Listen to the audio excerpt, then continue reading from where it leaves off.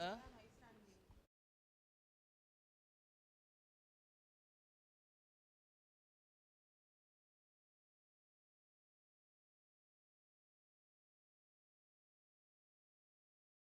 Radio. It is a pleasure to bring you live an important ceremony as Dominicans, of course, look forward to Budget Day 2023, and we will have the budget address delivered by the Minister with responsibility for finance, Dr. Irvin McIntyre. And as I speak, we see the Minister making his way inside. Kasani Laville. Quite a few people are on the inside already, but let me just greet you again. I'm Ivona John Baptist Luge, and I'm here with Jamasha Mello, who will, of course, bring on the Creole side of things. Jamasha, a lovely morning. It's raining, yes, but it's a lovely morning. Yes, it's nice to have you on. Bonjour, bonjour Ivona, et puis tout le monde qui a écouté Radio DBS, et qui a regardé Radio DBS bon matin. Et puis aujourd'hui, c'est vraiment un bonjour en histoire Dominique, un bonjour pour le gouvernement Dominique, quand il y a un plan financier présenté ça pour l'année 2023-2024. Oui, l'application tombé, mais bitin qu'à continuer rouler toujours. Et puis nous avons un bonjour, nous avons monsieur Dr. Irvin McIntyre quand il a présenté plan financier Dominique. Et bien quand nous avons parlé, nous avons ministère 48 d'autres monde différentes organisations secteur public et bien monde tout monde Dominique qui a venu garder et bien moi encourager tout le monde pour écouter Radio DBS pour garder aussi page Facebook nous page YouTube nous quand nous avons un grand plan financier pour l'année 2023-2024 présenté aujourd'hui. And we are here for the third meeting of the first session of the 11th Parliament. I hope I got that correctly. Sometimes you have to make sure you cram it well for you to remember. But yes, it's a very important Parliament, of course. A lot of things that we have had to navigate in this challenging environment.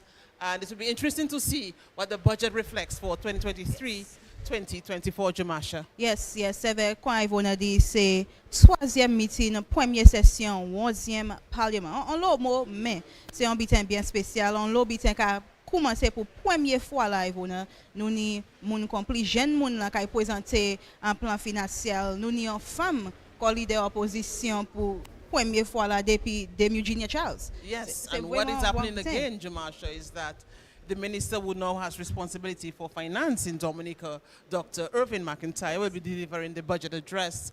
And this would be the first time in about 19 years since Prime Minister Roosevelt Skerrit would have, of course, delivered the budget address and make that presentation on that special day. So interesting times this year. Of course. It's definitely a number of first things happening. And although we have had many budget addresses, budget presentations, this is definitely a historic moment as we're seeing some of these parliamentarians are completely new in cabinet's first time presenting in the budget address. So it's definitely something I'm looking forward to what will be given, not only today, but as the debate continues, the response given from the leader of the opposition. So it's definitely something to look forward to.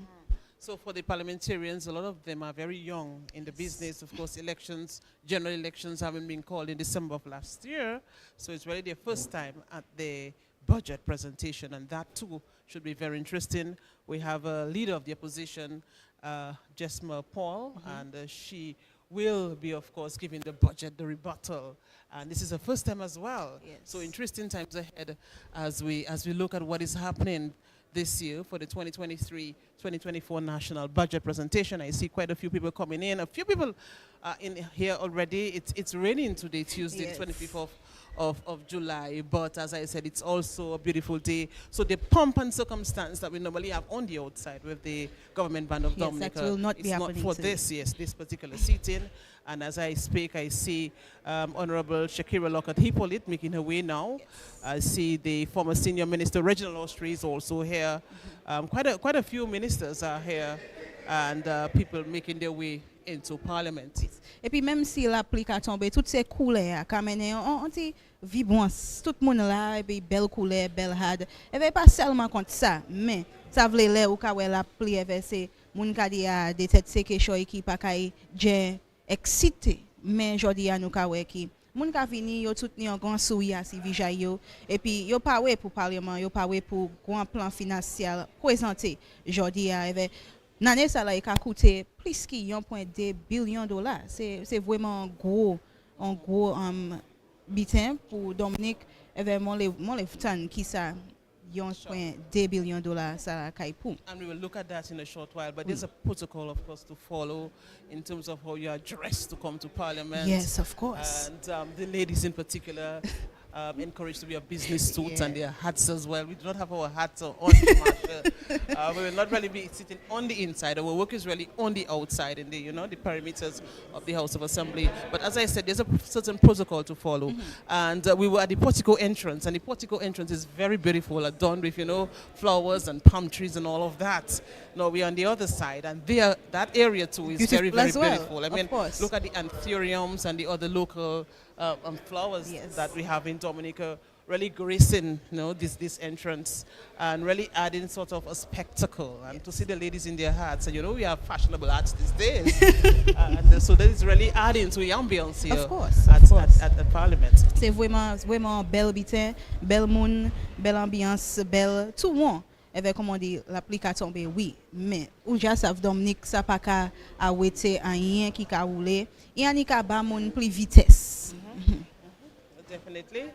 And it's a time as well for socialization before the actual start at 10 o'clock. And people are removing pictures as well because this ambience, it lends itself to that type of thing, to remove pictures, remove It's photos. definitely a moment to capture. Oh yes, it is a moment to capture. And we'll capture the actual moment, especially when the budget presentation is being made, because what people look forward to is the goodies in the budget, Is it a budget of relief? Is it a budget of packages for Dominicans? We have had so much to navigate, ourselves in this challenging environment. Of course, it was COVID. We too have been dealt with a lot of natural disasters. So we are still building back. And there's the Russian-Ukraine war, which also has an impact on us in terms of what we are doing. Look at what happened recently with the visa restrictions being imposed on Dominica. So there's a lot. There's a lot, happening at this time.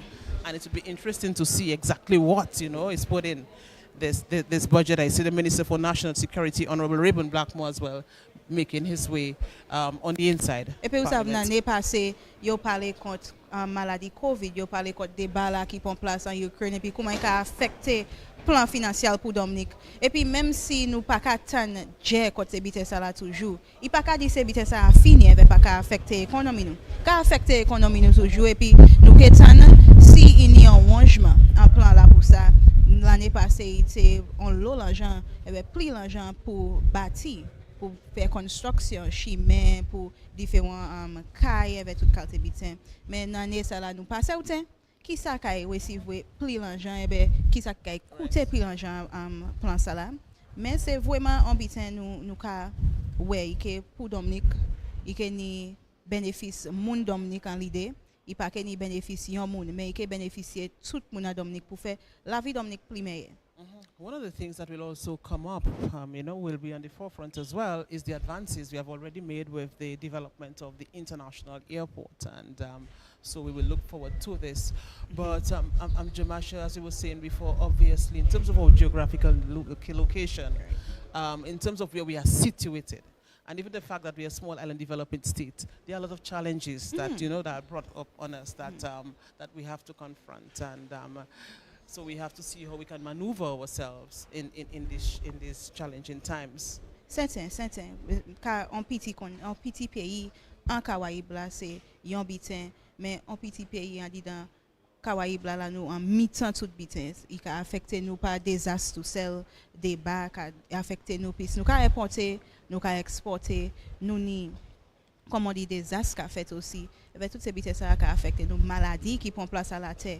Qui a affecté nous. Et bien, moi, quoi qui, ça c'est le Premier ministre, M. Roosevelt Skerrit, qui vivait. Oui. So he is now alighting from the vehicle, Prime Minister Roosevelt Skerrit. Et puis, dans ça là, il paquet en parlement comme ministère pour finances, qui a présenté un plan financier là, mais dans ça là, il on l'a adresse après par le débat là. Nous avons M. Skerrit qui a montré en parlement ce matin. Oui. C'est ministère pour investissement et puis governance. Followed by, of course, his wife, Pelissa Skerrit, as they make their way into Parliament.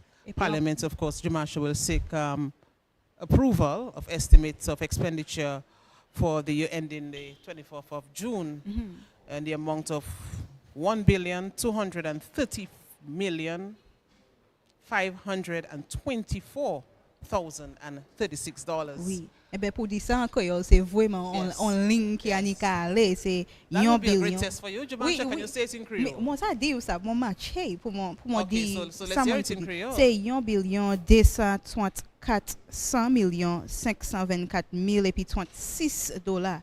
C'est vraiment en lot jamais ou pas ça bâti un pays ben faire un pays meilleur et ben teasing l'argent ça pas caille en bon bitin ou pas ça service ça.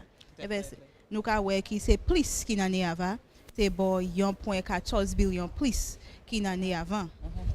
Yes, and I can recall just last week, we heard from the National Youth Council, and in terms of what they expect from the budget, we heard from the president, recently elected, Firelander. We also heard from the DADP, the Dominican Association of Persons with Disabilities, and they are asking essentially for, more subvention Yes. from governments. So right next to us is the Minister Minister. for Finance. All eyes will be on him, of course, and all ears as well, because he has a big role to play this Of year. course. He will be presenting the national budget this morning. 2023-2024, Dr. Good Irvin morning. McIntyre. And it's the first time for him, and first time in 19 years. It's been a while. We have had Yes, the depuis l'année Prime 2000 Minister 2004. presenting the budget year after Oui. year after year. Moi les savent comment ils senti pour première fois Yes. depuis presque 18 années ou pas qu'à présenter quelque chose ou jani en fond de dedans pour connaître ou pas qu'à faire ça encore année Yes, ça là c'est yes. vraiment en tourner à la vie. Yes. Et ben monde d'être qu'a dit il d'être côté et pas dit pour parler pour toutes ces néditants ça là. Mais c'est vraiment bitin là à coutume fait. I guess he'll bring his It's own a style different to ones. it. He'll bring his Oui. own style to it. There's a protocol, of course, that he has to follow. But, he will surely, bring his own style Of to the course. presentation of the budget. And of the budget this year. it's a pleasure. I'm looking forward to seeing what it's So as like we on the speak, other City side. Attorney General making his way Mr. inside Levi, as well. oui. Yes, Jamasha, you were saying? Yes, I was saying I'm expecting to see, what it would be like with him sitting on the other side. Yes. And not necessarily the other side of the parliament, but Yes. the other side as in just being a minister, Yes. giving his address or his debate topic in parliament. So usually he's here, he gives his address 2 hours, 3 hours, an hour and a half, and then he listens Yeah. to the rest. But Well, this he'll be year, listening a lot. he will be listening, Yes. but he has to listen this Yes, year he because has to he listen. has to give his Yes. response as well. So it's something I'm looking forward to. It's also a first for his wife, who will be presenting as a minister for her first time in the budget address as a minister of housing. So it is a lot of historic things happening in this budget presentation. C'est vraiment un moment histoire.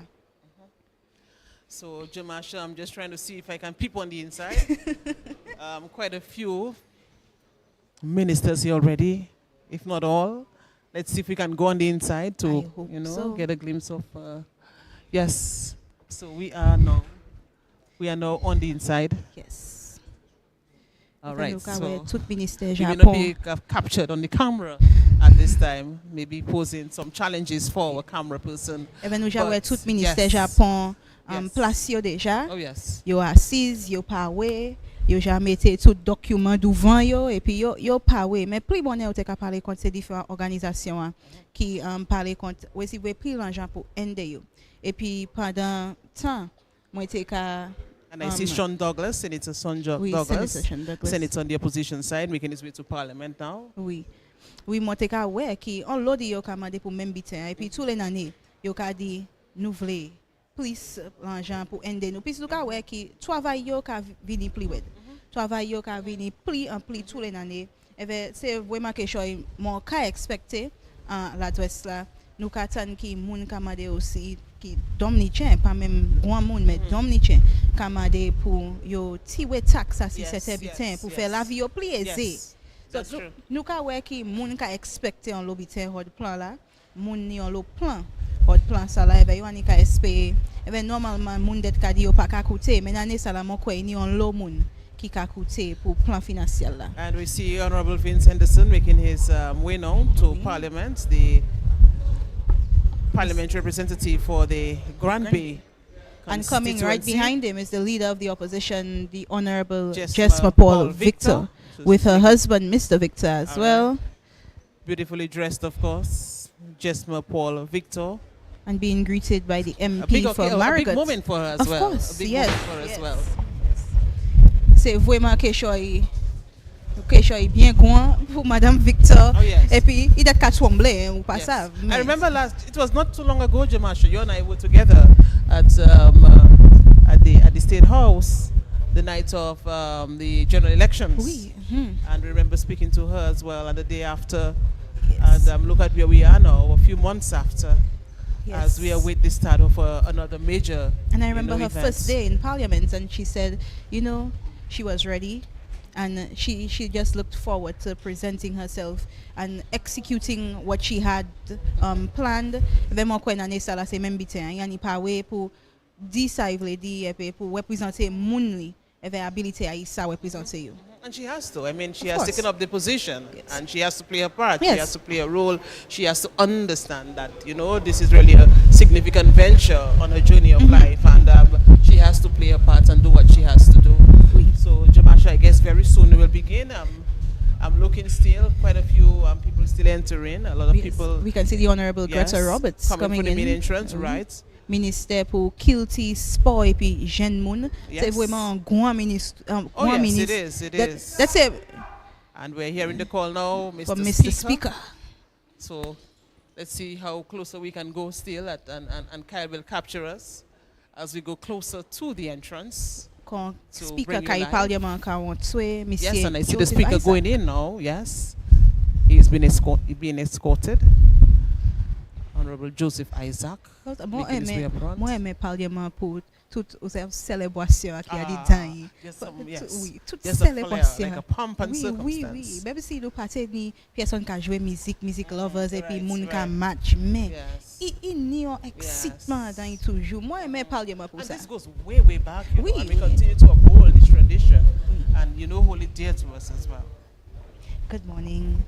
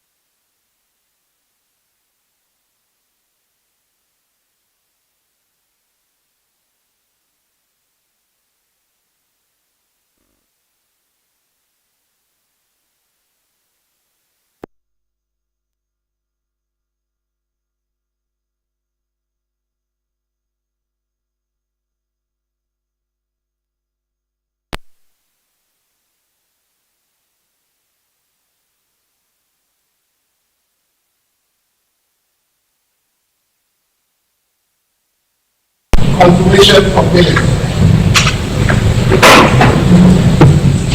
Thank you. Mr. Speaker, I woke up at 4 a.m. this morning and I started looking for my speech. And I was just about to message the FS about where's my speech for this morning. Then I recognized that I'm not the one delivering the speech this morning.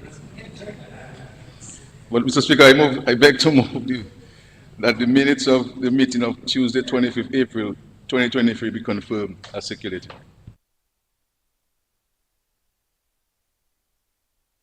Seconder? Anybody seconding? Seconded, Mr. Speaker. It has been moved and seconded that the minutes of the meeting of Tuesday, 25th April 2023 be confirmed as circulated. Those in favor? Those against? The minutes is confirmed as circulated.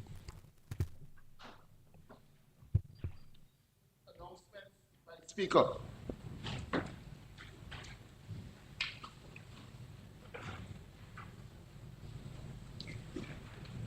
Presentation of papers.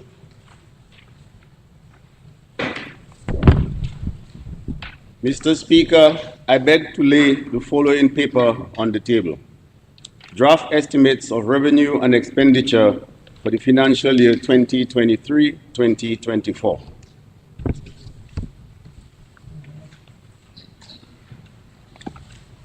Government notices.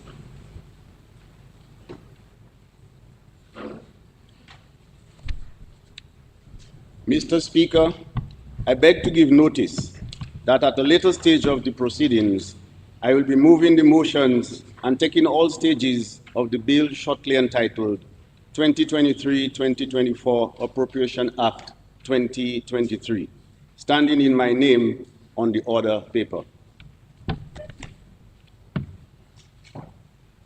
Statement by Minister.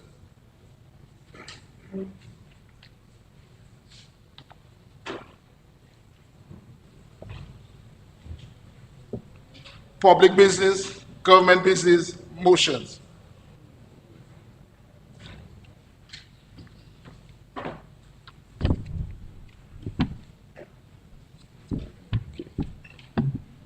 Be it resolved that this Honorable House approves the estimates of expenditure for the financial year ending 30th June 2024, amounting to $1,234,000, $5,024,036, the details of which are contained in the draft estimates of the Commonwealth of Dominica for the year ending 30th June 2024.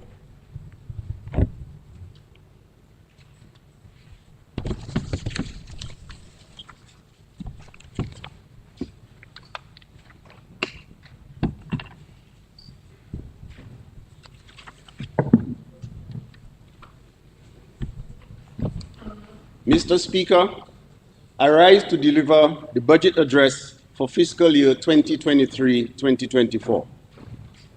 This is my first budget address. Therefore, permit me to begin by giving thanks. Mr. Speaker, I thank the Heavenly Father for giving me another opportunity to serve my country. I stand here before you today because of the confidence that the Honorable Prime Minister has placed in me.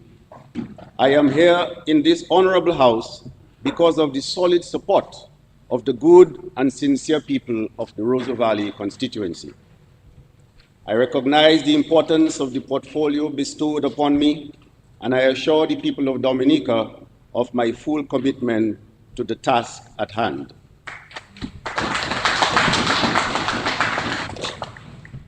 Mr. Speaker, we are all aware of the call by the Honorable Prime Minister in November 2022 for a national reset in Dominica.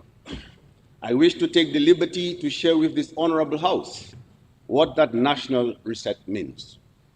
To understand the need for a national reset, one must appreciate our present-day circumstances and the environment that has led us to this point. Mr. Speaker, there is general consensus that we are lingering in uncertain times, but I hasten to say, times filled with opportunities. Here in Dominica, we have been subjected to many natural disasters, including more recent Tropical Storm Erika and Hurricane Maria. Like the rest of the world, we too were impacted for a prolonged period by the pandemic. When we all thought that the pandemic was over and we were ushering a period of recovery, then came the Russia-Ukraine war. This conflict has triggered inflationary shocks in many parts of the world, including here in Dominica. We are also cognizant of the current geopolitics of the world. The reality is that countries are looking more inward rather than outward, and the support that we would have received in the past is not as readily available as it once was, particularly at a time when climate change continues to impose hardship on our people. There are uncertainties ahead, and therefore it is important for us as a nation and as a people to implement the national reset articulated by the Honorable Prime Minister. A national reset which requires all of us to reorient our minds, to review our priorities and needs. We must change the way we operate in order for us to sustain the investments and gains we have made, and to help us maneuver the numerous challenges confronting the world, none of which we as a nation have control over, but all of which we have to navigate. So it is in this context, Mr. Speaker, we have identified 5 fundamental pillars for a reset within the government service. More effective governance. Strong governance is critical to the reset. Therefore, we will ensure that the following is in place. Stronger oversight of the implementation of government's projects and programs. Become more accountable to and in touch with the needs of our citizens. Modernization of the electoral system and reform of the justice system. Public service modernization and transformation. A reset requires major improvement in the way government relates to achieve this modernization and transformation. We will, A, implement measures to improve delivery of service to the public, maximize the human resources already available in the public service for greater productivity and efficiency. Retool interns under the National Employment Program with additional skills such as digital skills. Digitalize more services and systems and improve public communication and awareness. Greater focus on the productive sector, including the allocation of more of government's resources to projects and programs to facilitate sustainable economic growth and increase the number of permanent jobs available in the country. Strengthen social protection with a focus on the safeguarding of the vulnerable, particularly senior citizens and the differently abled. Reform of our education system and enhancing the health system and programs focusing on prevention, particularly with non-communicable diseases. Ensure financial stability. Mr. Speaker, a strong and sustainable fiscal position is required to adequately respond to the needs of our citizens and ensure economic stability. Therefore, the reset will focus on rationalized public expenditure, debt sustainability, and increased revenue. Mr. Speaker, it is the view of this government that all of these are essential prerequisites to securing a resilient Dominica, to ensuring that our country can withstand the external shocks and climatic impacts amidst a very volatile global environment. Mr. Speaker, the IMF estimates that Dominica's economic grew by 6.9% in 2021 and 5.7% in 2022. This strong performance was mainly due to an increase in construction activity, a rebound in the tourism industry, and a substantial rise in agricultural output. This is indeed a significant achievement, given the lingering effects of COVID-19 and the far-reaching consequences of the Russia-Ukraine war. Growth of roughly 4.7% is projected for 2023, fueled in large part by major ongoing investments in agriculture, tourism, and construction. Mr. Speaker, during fiscal year 2022-2023, central government's fiscal position improved owing to the economic growth and performance, plus our concerted efforts to reduce expenditure and increase collection of tax areas. At the end of fiscal year 2022-2023, central government reflected a primary balance surplus of 0.9% of GDP. That is, following primary deficits of 5.8% and 5.5% of GDP at the end of fiscal year 2020-2021 and fiscal year 2021-2022. Mr. Speaker, while we have achieved much, we recognize that there is much more work to be done to strengthen government's fiscal position, including reducing the national debt in order to continue on the path to fiscal resilience. To this end, Mr. Speaker, fiscal year 2023-2024 budget is being presented in the context of the need for a national reset and mindful of the current global environment and the unknown challenges which lie ahead.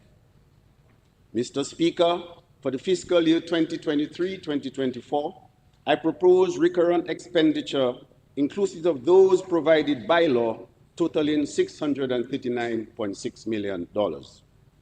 The Ministry of Finance, Economic Development, Climate Resilience, and Social Security has received the largest allocation of the recurrent estimates, totaling $271.9 million, or 42.5%.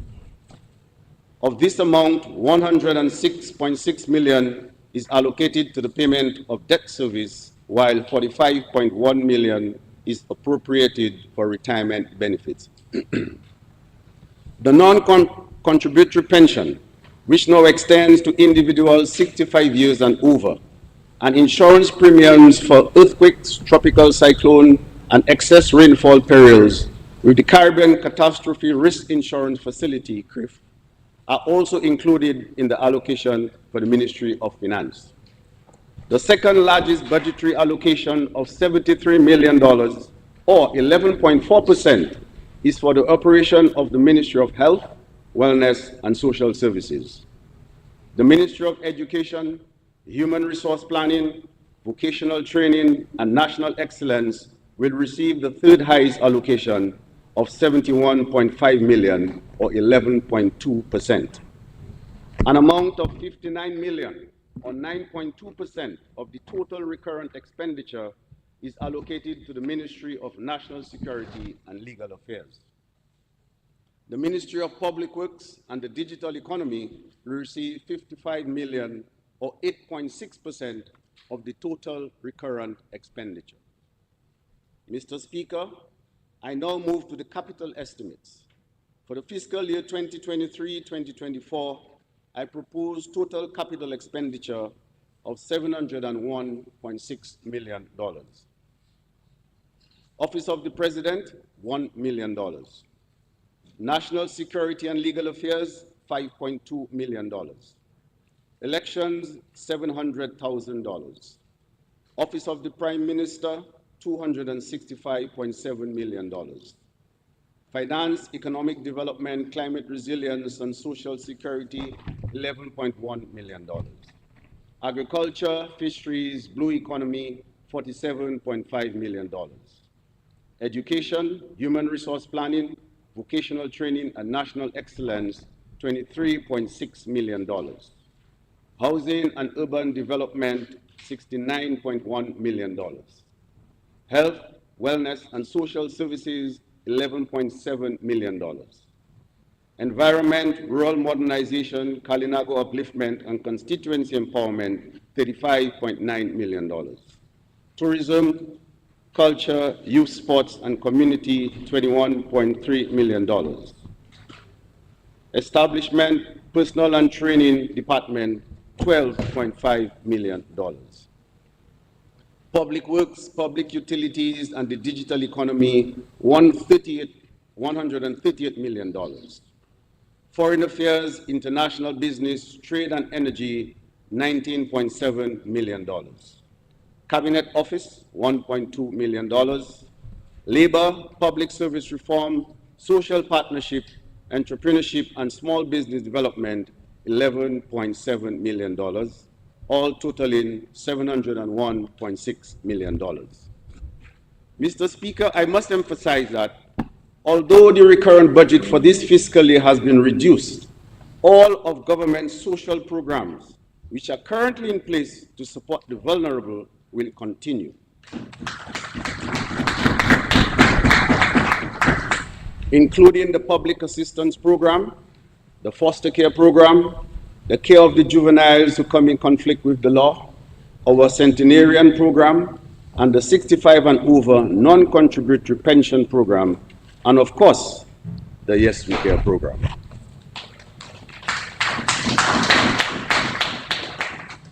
We will also continue to support the non-government institutions which care for our most vulnerable, particularly senior citizens, and begin implementing the recommendations made by the recently appointed National Advisory Board for Health and Social Care of the Elderly to improve their standard of care and quality of life. In April this year, we passed into law 5 bills to protect the rights of women, children, and the elderly, and victims of domestic violence, and to improve their access to justice. They allow the vulnerable to seek redress on a number of matters, guide the provision of childcare services, facilitate proper administration of the matters related to domestic violence, and enhance the delivery of justice for the protection of children.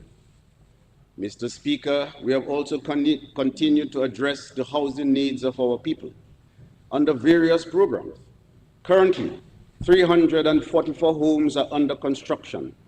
This includes 256 housing units in 11 communities, namely Grand Bay, Point Michel, Wesley, Scott's Head, Paybush, Vickers, Penville, Woodford Hill, Kinfield, Trafalgar, and Egliston, and 88 houses in other communities. We will construct another 327 houses this fiscal year, including the relocation and resettlement of some residents of Good Hope, Saint-Sauveur, Petit-Soufrière, and Campbell.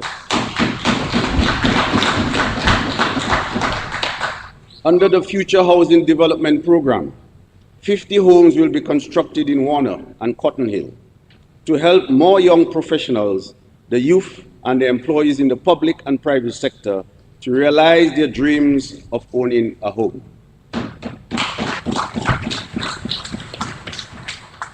Mr. Speaker, an impediment for many people, especially young people, who would like to build their own home is the affordability of land.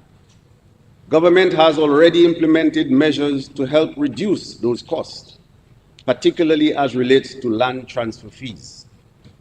Government will go further now and will make available at least 500 lots for sale in various communities at reduced cost to public officers. This, along with the favorable rates provided for public officers at the Government Housing Loans Board, will significantly enhance the prospects for public officers to own their own homes. Mr. Speaker, I also remind all young people, 40 years and under, preparing to own their first home of the added benefit of a $10,000 housing grant to assist with their ambitious undertakings. This program started during 2020-2021 fiscal year, and to date, government has dispersed grants amounting to 1.9 million to 200 applicants. An additional 1.5 million has been allocated to continue this program in this fiscal year. Mr. Speaker, as relates to health, government is on a journey to promote the health and wellness of our citizens and residents. It is a journey that has witnessed the completion of 2 hospitals, several health and wellness centers, the commissioning of new state-of-the-art equipment to improve and expand health services available in the country, the establishment of the Dominica Hospitals Authority, and the ongoing training of our patient care providers. All of these make more specialized and improved care available to the public. Mr. Speaker, there is no one who can dispute the fact that Dominica's health system is far better now than it has ever been. One can now receive care at a hospital that is equivalent to that of developed countries. In Dominica, our main hospital has 7 operating theaters, a state-of-the-art emergency room with its own operating theater, a special eye care, modern and private rooms for patients, an intensive care unit with isolation rooms, a fully equipped diagnostic department with modern diagnostic equipment, a cardiovascular imaging center and telemedicine center, plus a fully equipped laboratory which allows us to greatly expand our testing capacity.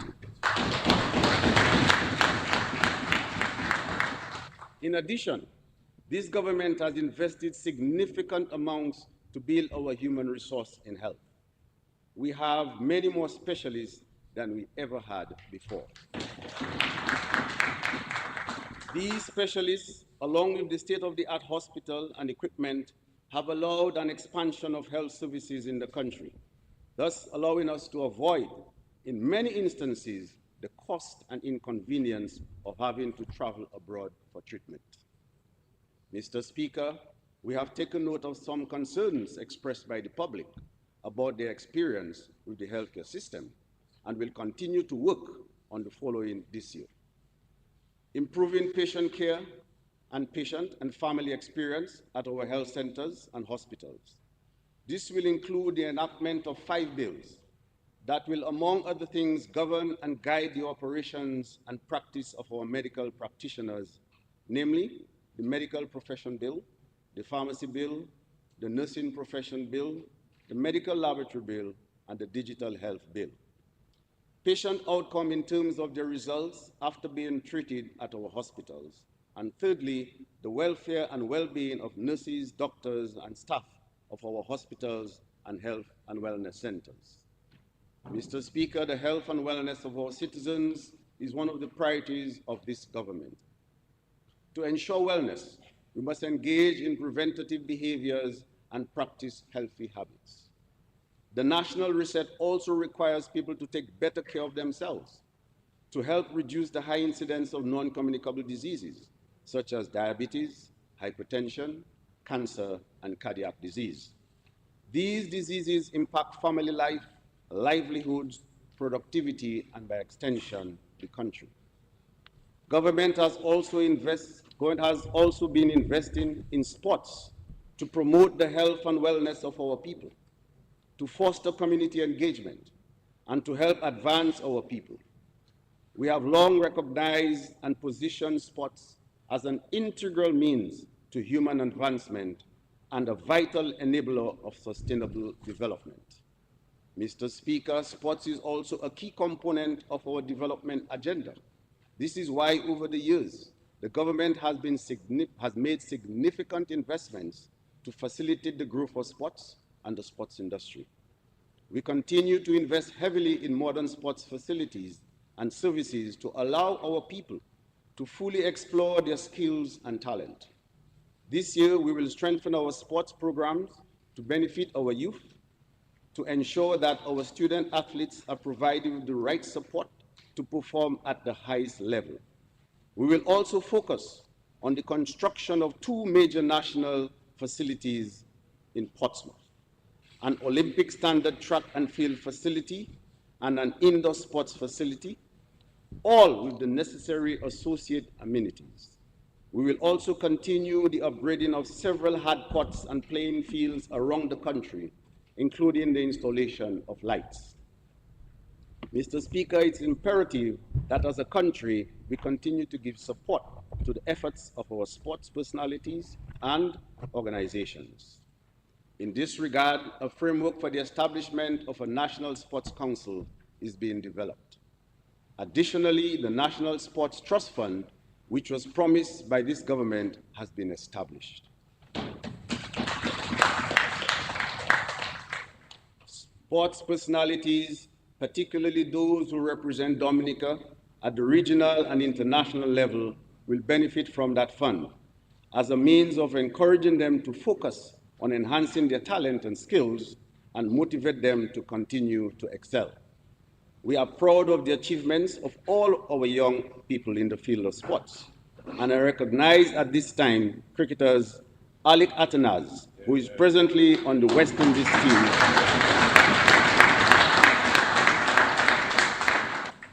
both Test and ODI teams, Mr. Speaker, and Kevin Hodge, who made his ODI debut in June 2023 when West Indies played the UAE.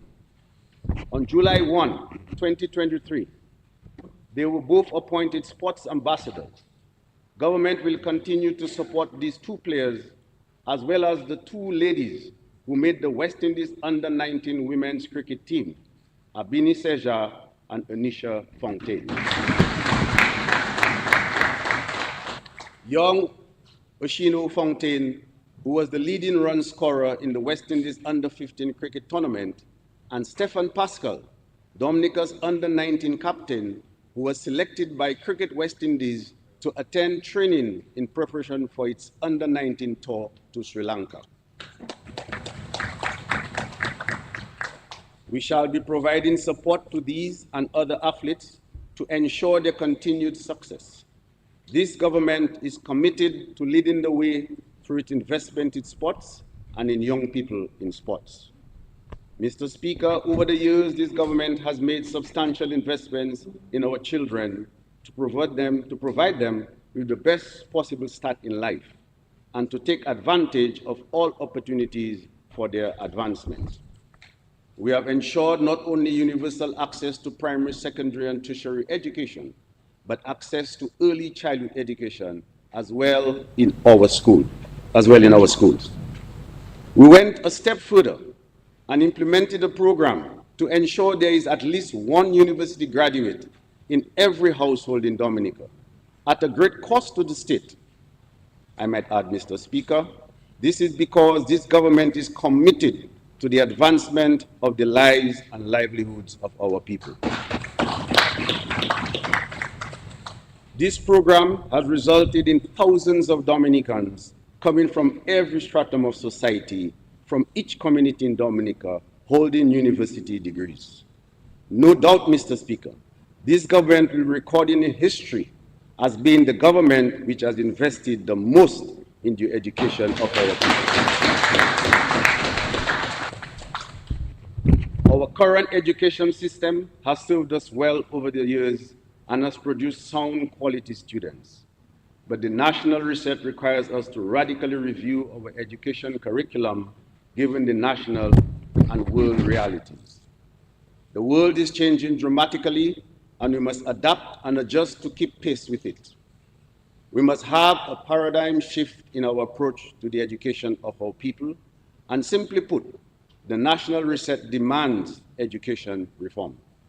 The reform will require the engagement of the entire country if we are to achieve the desired results. It is government's intention to pursue an inclusive process during this fiscal year to develop a curriculum which is more responsive to the challenges and new realities, and that will prepare our children to take advantage of the opportunities which are available in Dominica, the region, and the rest of the world. I speak, for example, about advancements in the use of artificial intelligence, the digital economy, geothermal energy and its potential applications for use in developing green products like green hydrogen and ammonia, and many others. We need to equip our students and our people with the skills to take advantage of these opportunities. We believe with the reform of the education system, we can create a curriculum that produces a holistic, well-rounded child who is prepared for the future. A child who will not just survive, but one who can succeed and thrive in any condition, culture, or environment. The education reform will be carried out with the support, guidance, and advice of some of our regional and international partners. Presently, Dominica is one of the 4 OECS member states benefiting from funding for sector development under the Program for Educational Advancement and Relevant Learning, the OECS PEARL. The PEARL focuses on 4 major pillars, namely curriculum reform, early childhood education, special educational needs, and leadership and management. Work has already begun on a review of the primary school curriculum within the 4 participating member states. Therefore, our work here will help influence the outcome and new curriculum in Dominica. Mr. Speaker, this new approach, greater emphasis will be placed on the development of technical and vocational skills, and this is already in train. The new school at Goodwill will be constructed with the support of the government of the People's Republic of China. That is during this fiscal year, has been specially designed to facilitate technical and vocational education. When completed, this new school shall be established and designated as a national center of excellence for technical and vocational education.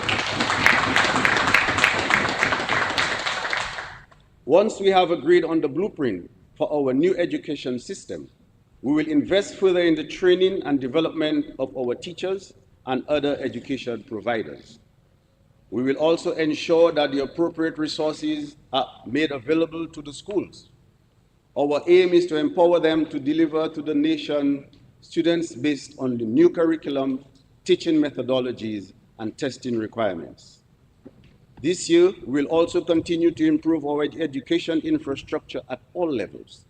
Mr. Speaker, work is advancing on the expansion of a new and modern Dominica Grammar School that will contain all the physical components necessary for the new education age of which I speak.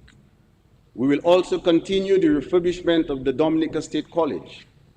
I am pleased to inform this Honorable House that the contracts have been signed for the construction of new primary schools at Bellevue Chopin, Kalibishi, Thibault, Tetmon, and Seneca, and the secondary school at Goodwill, which I mentioned earlier. We thank the government of the People's Republic of China for their solidarity and support in rebuilding these schools destroyed by Hurricane Maria. In keeping with the government's policy to improve education at all levels, this year we will refurbish the dedicated spaces for early childhood education in the Bagatelle, Castle Bruce, Jones Beaupier, and the Caleb Laura primary schools, and complete the space at the Baroness Scotland Primary School in Vekaz.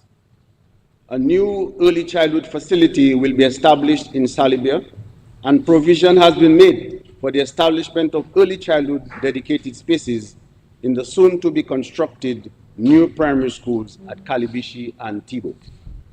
Mr. Speaker, we continue to look after the interests of the approximately 4,000 permanent state employees engaged in the public and police service.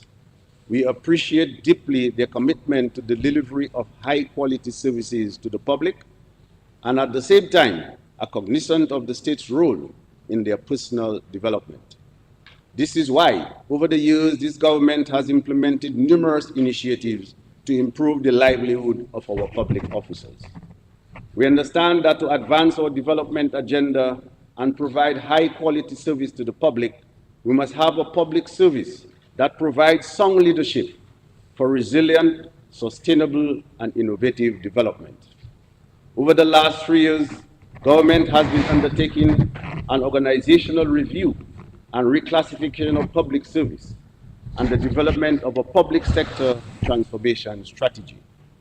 As part of this process, a job evaluation and reclassification exercise has been undertaken, and in this new fiscal year, government will proceed to implement the first phase of recommendations from the review, which include a new salary structure that will increase salaries for employees at all levels, with the exception of level 1, which remains unchanged.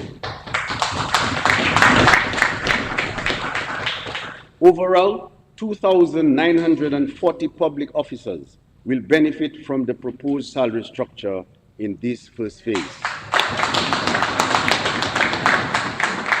The quantum of the increase by levels will vary.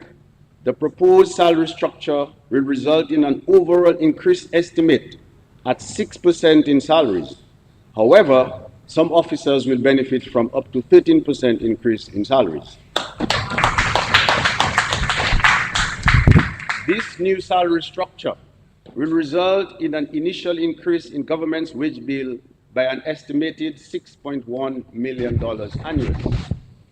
In addition to the revised salary structure, recommendations from the job evaluation exercise will also be implemented in this fiscal year. A total of 261 positions were benchmarked and evaluated. As a result, 73 positions will be upgraded. It is important to note that a significant percentage of the upgrades will be reflected in the essential services, including medical doctors, nurses, fire officers, and police. For example, mental health nurse and nursing attendant will move from level 2 to level 3. Primary care nurse from level 4 to level 5. district midwife staff nurse from level 5 to level 7, senior nurse, ward sister, and nurse practitioner from level 8 to level 9.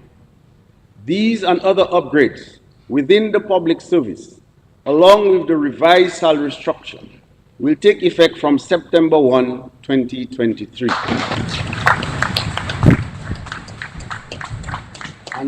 And will increase government's wage bill by an estimated 9 million annually. Mr. Speaker, I wish to emphasize that this is just the first phase. A special management committee has been assigned to monitor the implementation of the reclassification and make recommendations for other positions for further review and evaluation.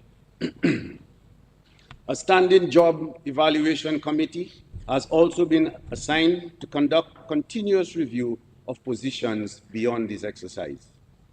It is expected that all these initiatives will lead to increased efficiency, effectiveness, and improved delivery of service to our citizens and residents.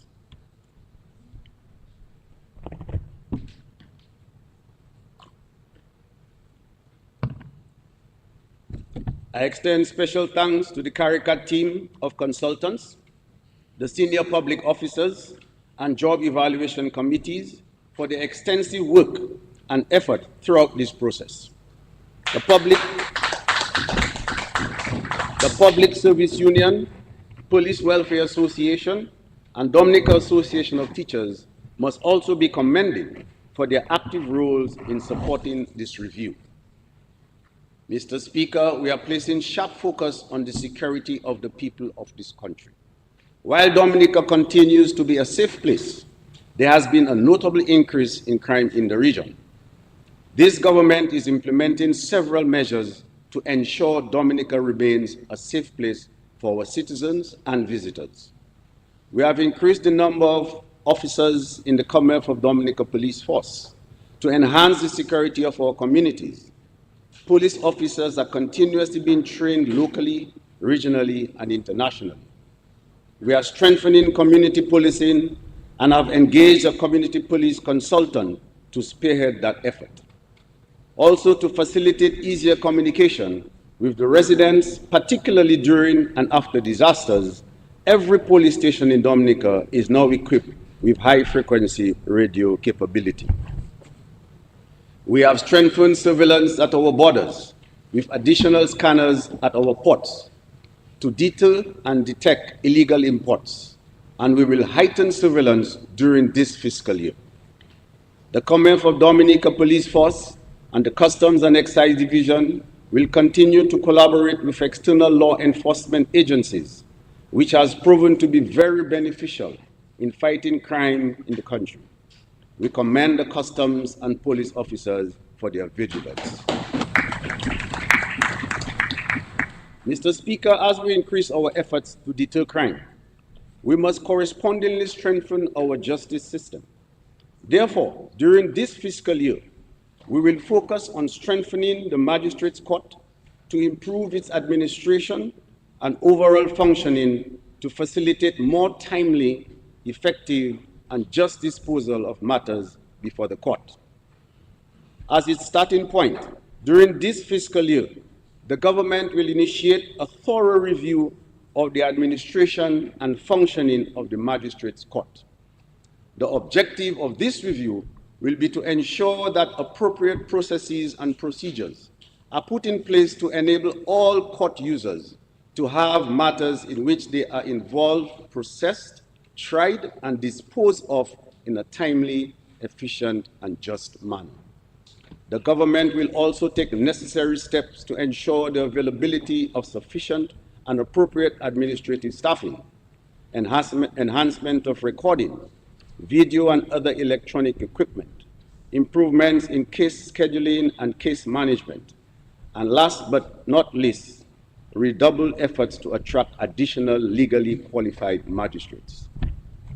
Mr. Speaker, as part of the national reset, government has taken a deliberate decision to increase its budgetary allocation to the productive sector in order to facilitate the emergence of new businesses and the expansion of existing businesses, create additional jobs, expand the economy, and contribute to the resilient and sustainable development of Dominica. This includes new investments in agriculture, value added and manufacturing, the blue economy, tourism, renewable energy, services for export, the digital economy, and commerce. Mr. Speaker, the development of our international airport has started.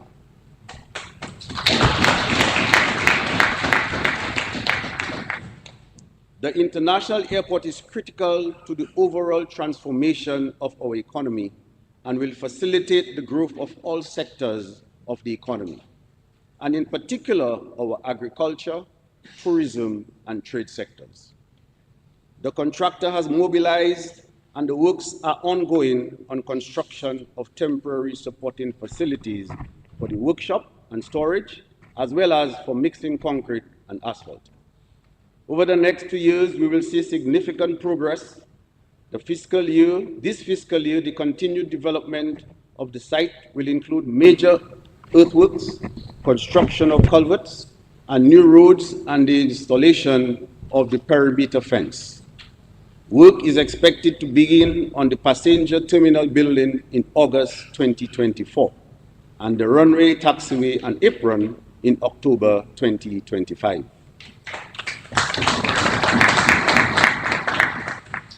Mr. Speaker, now is the time for us to begin preparations for the dramatic change that will take place in the economy. All sectors need to align themselves to maximize the many opportunities which will be derived from this very important project. We only have to look at the positive impact of the introduction of the American Airlines direct flights from Miami to begin to understand the transformational impact of an airport that will allow direct flights from Europe, Canada, and different parts of the United States. Our hoteliers, tour operators, bars and restaurants, farmers and fisherfolk will all benefit. This will open new avenues for the export of our products and result generally in the expansion of the economy and improvement in the lives and livelihoods of all our people. Mr. Speaker, in the 2020-21 budget address, government announced its intention to construct a marina in the Cabrits as part of our development plans for the North and indeed for the entire country. We also indicated at that time that work would commence on this project within the next 2 years. Mr. Speaker, I am happy to report to the House and the people of Dominica that the government has signed an agreement for the construction of a marina at the Cabrits. The feasibility and environmental studies, as well as the designs, have been completed. We have been assured that construction of the marina will begin by November this year.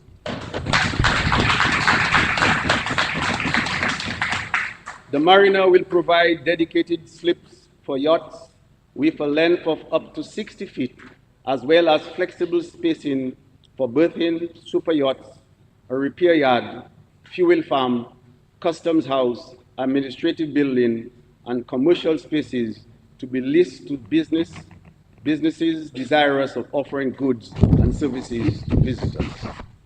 Mr. Speaker, these significant investments in improvement of access to Dominica is supported by the substantial efforts that the government continues to make in the improvement of our road network. The 127 million East Coast Road from Boadiab to Hatton Garden via Casabros and the Kalinago territory is scheduled to be completed by December 31 this year. Though it is incomplete, residents of the area can already attest to the improvements in the comfort, safety, and driving experience in the completed section. we are investing to enhance economic opportunities for the people of the East. The road will benefit residents, tourism stakeholders, and farmers in that area. We look forward to witnessing the expansion of activity and transformation of the eastern communities. Mr. Speaker, it is said that road connectivity is an integral part of development, and this is why this government has prioritized and upgraded and developed our roads. The Hillsborough to York Valley segment of the Layu Valley Road has been completed at a cost of $20 million.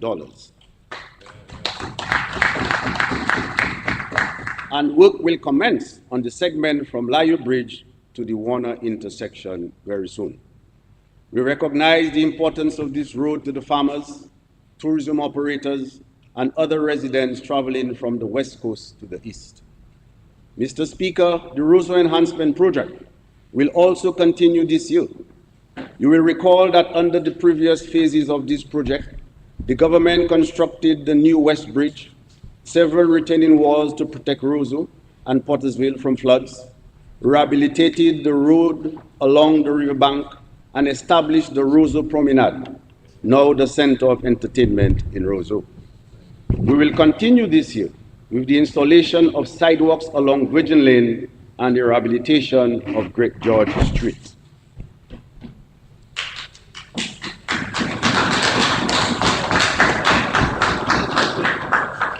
Mr. Speaker, presently agriculture contributes $274 million to Dominica's GDP.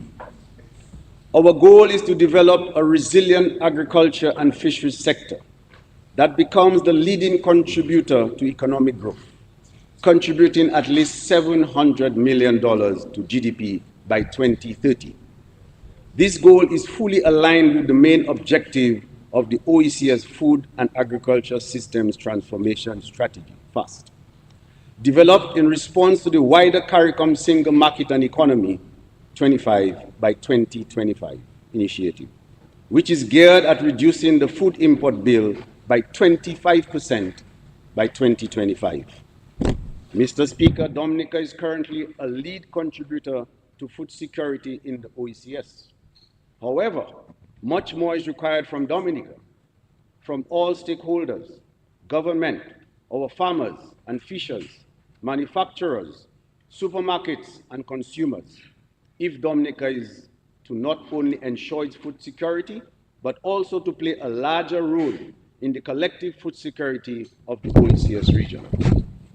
As was articulated in the last budget address, our Agriculture 2030 plan focuses on 1, increasing production of agricultural produce, livestock, horticulture, and fishing to eliminate the need for imports and to increase our exports. 2, enhancing the Nature Island brand and expand market share locally, regionally, and internationally. And 3, increasing agro-processing output to add value to our agricultural produce. The first component, that is increasing production, is being addressed by the Ministry of Agriculture, while components 2 and 3 are dealt with by the Ministry of Trade. Mr. Speaker, to achieve the 2030 goal, government has decided to increase its investment in all 3 components of the 2030 plan. To support production, the Ministry of Agriculture budgetary allocation increased from $40.5 million in fiscal year 2021-2022 to $55 million in fiscal year 2022-2023. This year, the ministry allocation is proposed at $56.2 million. Mr. Speaker, we have begun implementing our plan to increase production of agricultural produce, livestock, horticulture, and fishing. I will now present some of the initiatives currently being pursued. To support the substitution of food imports, we have begun the expansion of strategic crops such as white potato. To achieve this goal, 174 farmers cultivated 55 acres of white potatoes, yielding a harvest of 601,000 517 pounds, representing 68% of our annual imports.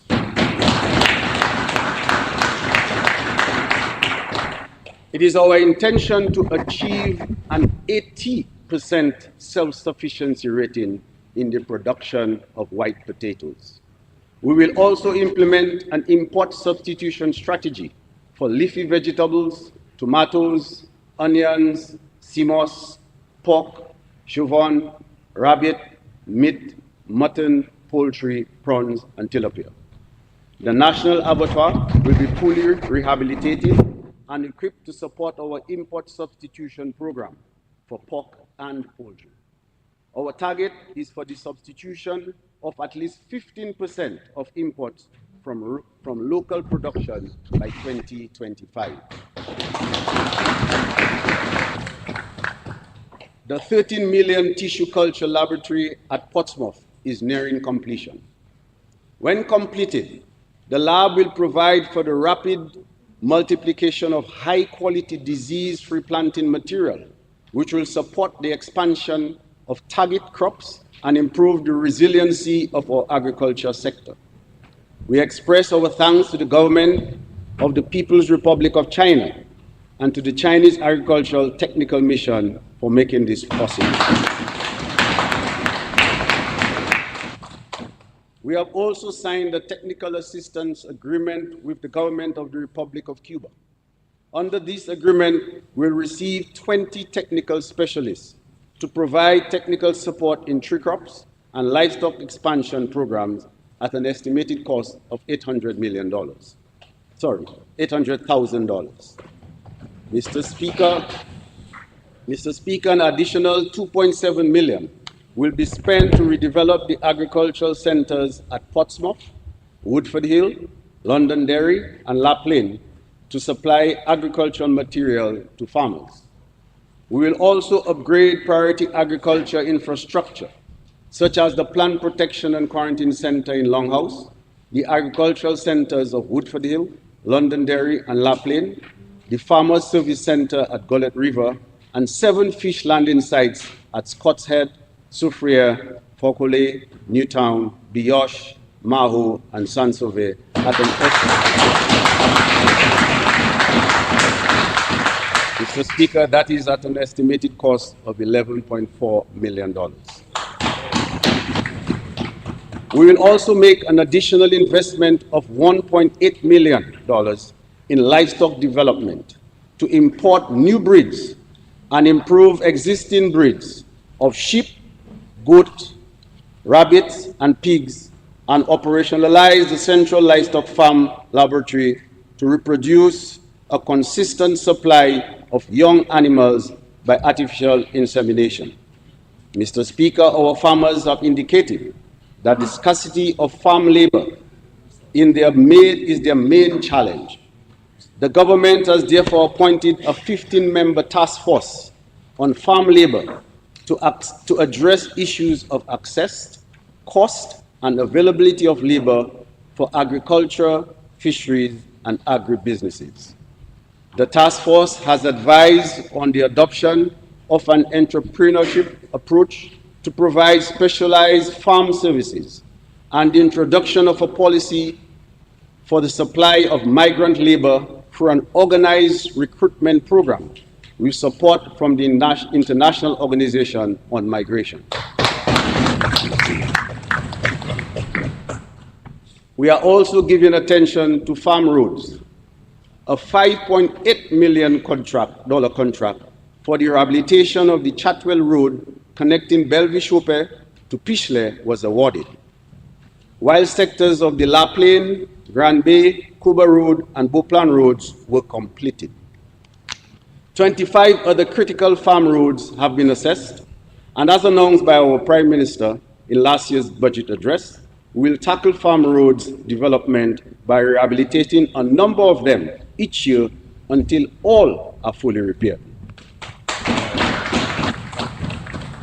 Mr. Speaker, to ensure that we create the right environment to support the growth of the sector, we have reactivated the Agricultural Investment Unit. with a new mandate to support large commercial producers and to provide management oversight of key agricultural investments. There are also tremendous opportunities for adding value to our fresh produce, particularly our toloma and cassava, our freshwater prawns and tilapia, and sea moss. We shall continue to provide support to these cultivations for increased production to generate alternative sources of income and wealth creation. Mr. Speaker, we are calling on owners of idle lands to turn these investments into production by cultivating tree crops such as avocados, coffee, cocoa, coconuts, and citrus, targeting at least 2,000 acres of pre-established 2.5 to 10-acre plots. In relation to government investment to enhance the Nature Island brand and expand market share locally, regionally, and internationally, we have established an agricultural produce procurement facility with Dexia valued at $5 million. This allows Dexia to purchase a wider range of farm produce to systematically supply the local market, particularly supermarkets and hotels, as well as export to the region and beyond. Last fiscal year, we began preliminary work for the establishment of the Buy Dominica depot in other countries in the region. This initiative is expected to significantly increase demand for Dominica's produce and products, thereby increasing our exports. To increase agro-processing output, to add value to our agricultural produce, government is approaching this on several fronts, aimed at assisting agro-processors to upgrade their businesses and increase production. This year, government has allocated an amount of $1 million to provide operating space for agro-processors in several communities, including Roseau and Portsmouth. A sum of $1 million has also been allocated to provide grants to juice producers. Mr. Speaker, the $27.8 million concessional loan facility at the Aid Bank will remain available to our farmers and agro-processors, while government will continue to provide small grants and technical support to help with their cost and product certification. Mr. Speaker, while farmers and agro-processors continue to work hard to produce, to bring in foreign exchange, to assure us of food security, to create jobs, and the government continues to mobilize significant funds and make available technical support in collaboration with bilateral partners and multilateral organizations, the true success of agriculture rests with the consumers of our country.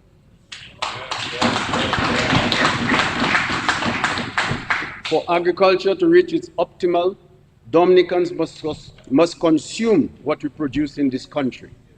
In short, the success of agriculture and our 700 billion goal depends on all of us.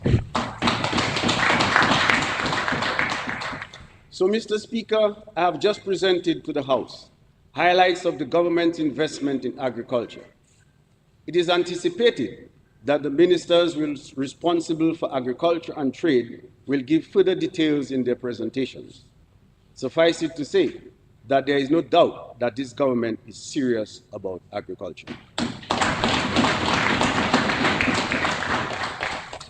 Mr. Speaker, in 2019, government announced its vision to develop a regenerative blue economy, which will support the health of our people, safeguard the natural environment and protected areas, increase investment opportunities, create more jobs, help more citizens to generate wealth, and build further resilience in our economy.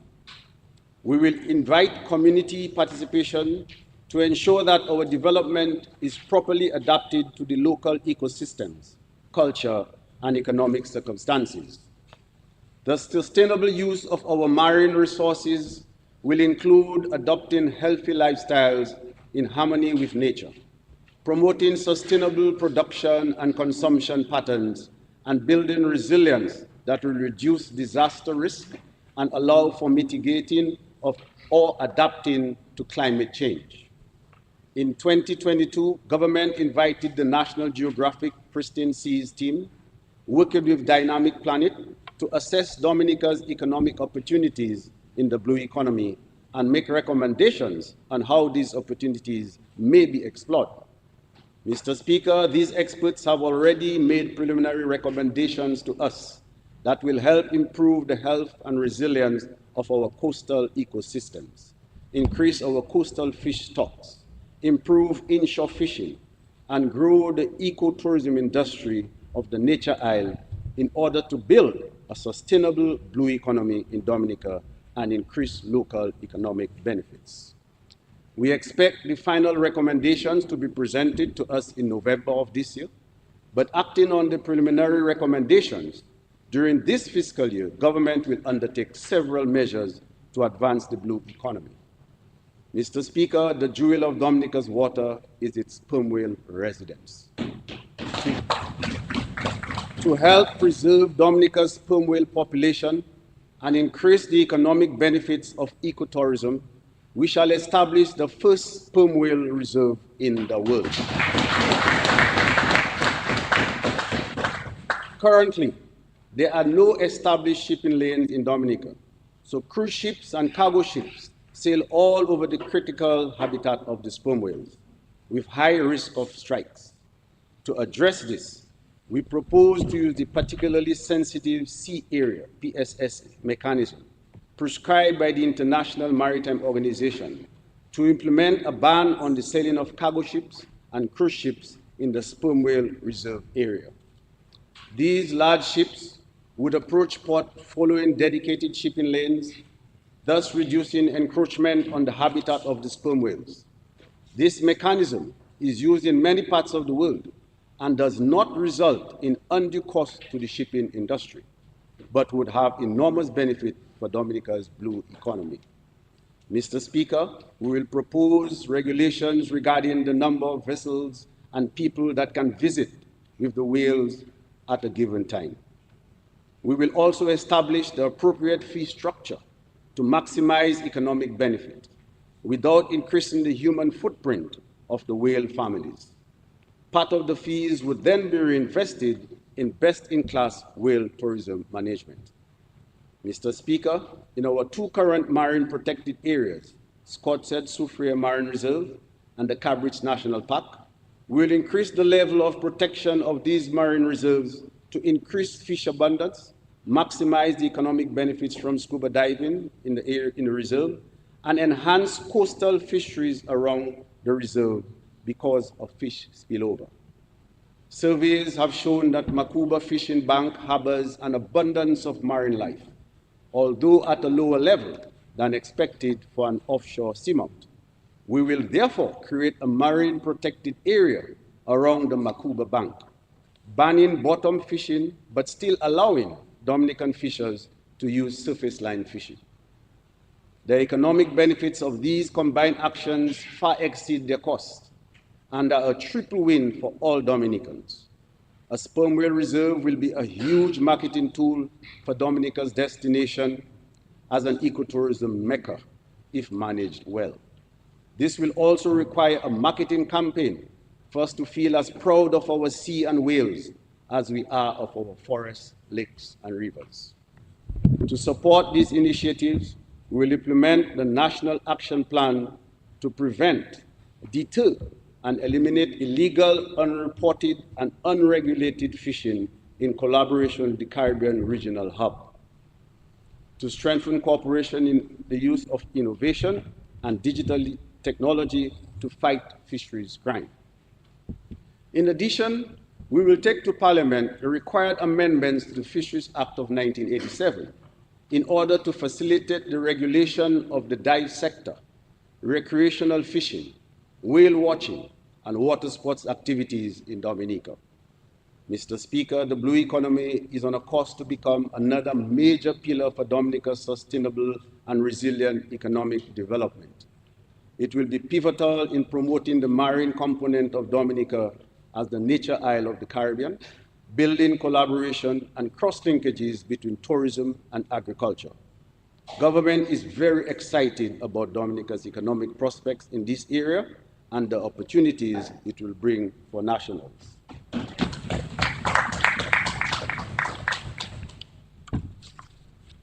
Mr. Speaker, despite the significant global challenges from 2020 to 2022, the tourism sector has shown strong recovery, evidenced by estimated growth of 85% of GDP in 2022, and further growth of 13% is projected for 2023.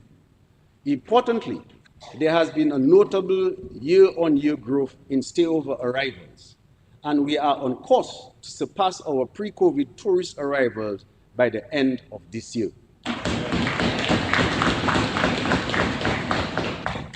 Destination Dominica continues to receive numerous accolades. We were recently named the #1 Caribbean destination by Travel and Leisure, in the top destination by Forbes and Lonely Planet, and one of the world's greatest places by Time magazine. In addition, we were highlighted in the 2023 Sports Illustrated Swimsuit edition, showcasing our beautiful black volcanic sand beaches.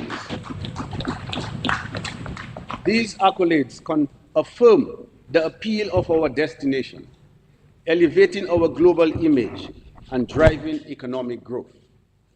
Mr. Speaker, we plan to build on this momentum to increase the awareness of Dominica while making it increasingly easier for visitors to arrive at our shores. We are set to expand the sector to increase stayover visitors, increase visitor spend, increase employment and resilient livelihoods. We have set an ambitious target to increase stayover visitor arrivals by 500,000 by 2030. The road to 500,000 visitors requires strong investments in capital projects to the tune of $21.4 million. In fiscal year 2023-2024, we will embark on several strategic initiatives that will boost visitor arrivals, transform our tourism infrastructure, and create sustainable employment opportunities for our citizens. This year, we will continue to focus on 4 key areas to enable to achieve our desired results. Marketing. Government will continue to implement initiatives to ensure that our targeted visitors are aware of all we have to offer. Access. We continue to make investments to improve and expand our current air access capabilities, making it easier for more visitors to visit while our international airport is being constructed. We will also continue to develop strategic relationships with key partners who can help us improve access and fully utilize our expanding capabilities. Visitor experience. Our visitors arrive here. We need to ensure that we can deliver the experience that they desire, one that is uniquely Dominican. To do this, we need to ensure that our people on the front lines of the industry are properly trained and able to deliver on our promise. Product development. We need to maintain and develop the many attractions and activities Dominica offers to visitors. We have many natural attractions, but we need to ensure that we make them easily accessible and safe for our visitors to enjoy. Marketing. Mr. Speaker, provisions have been made in this year's recurrent budget for marketing destination Dominica. This is to ensure that we continue to tell our authentic story about all Dominica has to offer. We will also continue the target destination marketing approach, which we started last year. This will allow us to reach those in key source markets who are looking for the exposure and experiences that we offer. Mr. Speaker, we can all see the positive impacts the direct flight to the US continues to have. It is therefore incumbent upon us to do everything possible to retain and grow this service. We are therefore continuously making improvements to our main airport facilities, enhancing both the capacity and visitor experience. A key project for us in this period involves improvement to the runway at Douglas Charles Airport. This initiative is a necessary precursor to the construction of our international airport. It will truly place Dominica on the global tourism map in advance of the commissioning of the international airport. We must keep the momentum and embrace the current high demand for destination Dominica in order to achieve our visitor arrival target and contribute more significantly to the local economy. Recognizing the potential of marine tourism, we are actively pursuing the commencement of the construction of the marina in Portsmouth, a project that will greatly enhance our appeal to yachting enthusiasts and contribute to our stayover arrival. This project will improve our capabilities and visitor experience for those who seek the enhanced services that this marina will provide. Mr. Speaker, we are focusing on preparing our people to be better able to deliver the services that this industry demands. While government continues to work on putting in place the necessary infrastructure, visitor experience also depends on the service that we deliver as a people. It has to begin at our ports, continue with our taxi service, service at our hotels, restaurants, and guest houses, our vendors and how they present themselves and products, and how we interact with the tourists on our streets. Mr. Speaker, one area that we have already singled out is culinary arts.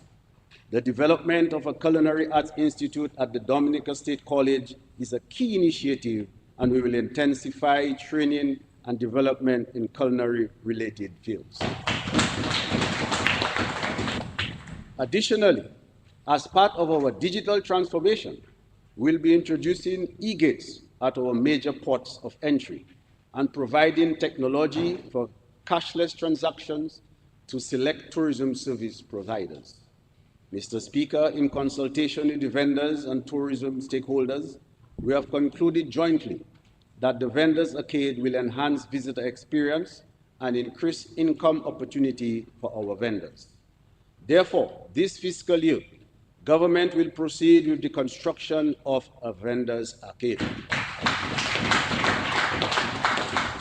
This arcade will afford vendors adequate space for displaying and selling their products, as well as space for restaurant and entertainment. One of the major projects is the construction of the cable car to the Boiling Lake. This project, which has already created significant local employment during its mobilization phase, will continue to offer long-term sustainable jobs when completed. This world-class project will provide visitors with a unique experience and perspective of our beautiful island and its natural wonders, providing an unmatched tourism experience. Mr. Speaker, as the world becomes increasingly conscious of the negative environmental impacts of mass tourism, we recognize the importance of sustainable tourism. Therefore, we will continue to create new sustainable products with our natural resources, including opportunities in the blue economy, agriculture, sports, services, and our natural environment. Mr. Speaker, the government of Dominica made major strides during the last fiscal year in its geothermal development project. This is one of our 4 transformative projects with 3 critical objectives. 1, to reduce the cost of electricity in Dominica, to generate 100% of our electricity from renewable sources, and thirdly, to create new commercial activity based on our abundant geothermal resources.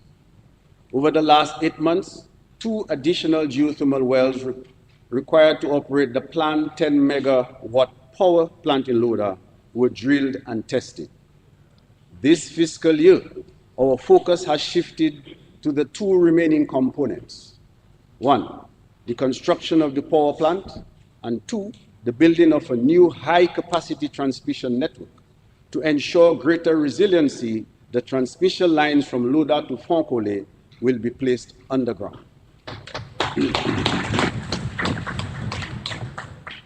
We are investing in developing the skills of our people so that they can play a major role in the ongoing development of our energy infrastructure. Over the last year, our nationals have benefited from various forms of skills training, including internship during drilling and participation in a 6-month geothermal training program in Iceland. We acknowledge that this has been a long journey, but this government has remained committed to this project because we understand the long-term, permanent, and positive impacts the fully commissioned geothermal plant will have on the cost of doing business, on the electricity bills of consumers, and the huge potential for attracting foreign direct investment because of the reduction in the cost of energy.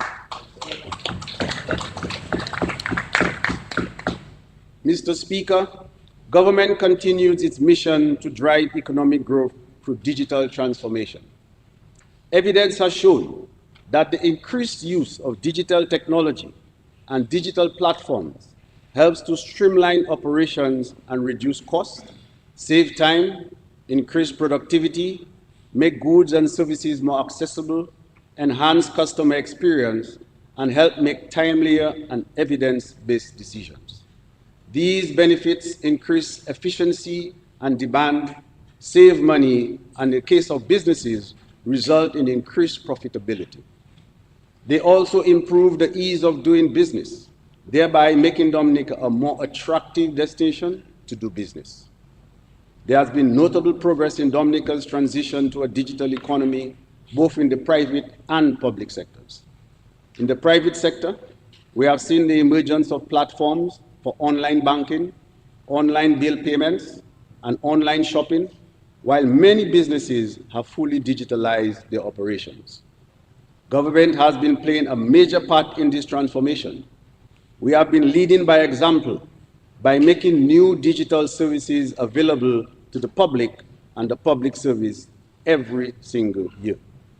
As of June 30, 2023, government had commissioned the following digital services: e-payment for a range of government services, e-filing of customs declarations, an accounting software which connects Treasury Division, Audit Department, and village councils to facilitate public support payments at the councils, the online application for birth certificates, an e-portal service which allows government employees to access their monthly pay slips and view their personal information, including leave balances online.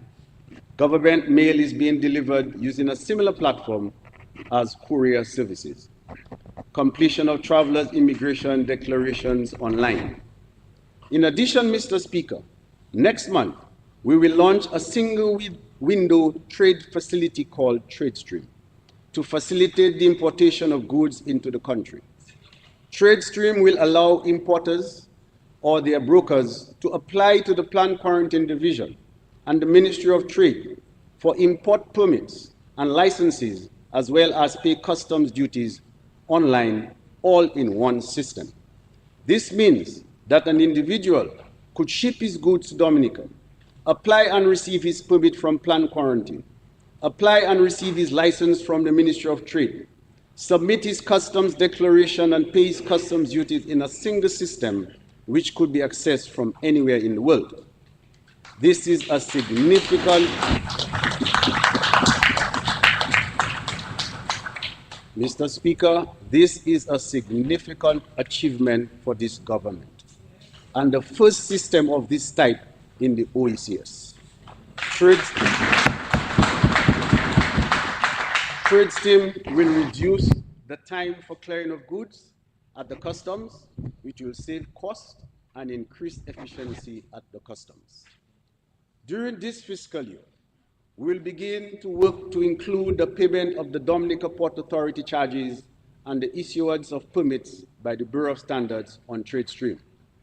We will also continue to review our processes at the ports of entry to further streamline the structures and procedures to further reduce import clearance time and enhance trade facilitation. I am pleased to report to this House that in addition to 3 policy initiatives during the course of last fiscal year, this Labour Party government established 15 state-of-the-art innovative hubs across the country, Mr. Speaker, at a cost of $3.1 million. These hubs are located in Newtown, Canefield, Granby, Roseau, Trafalgar, Layu, Maho, Capuchin, Cottage, Vickers, Thibault, Benz, Sensei, Delices, and La Plaine.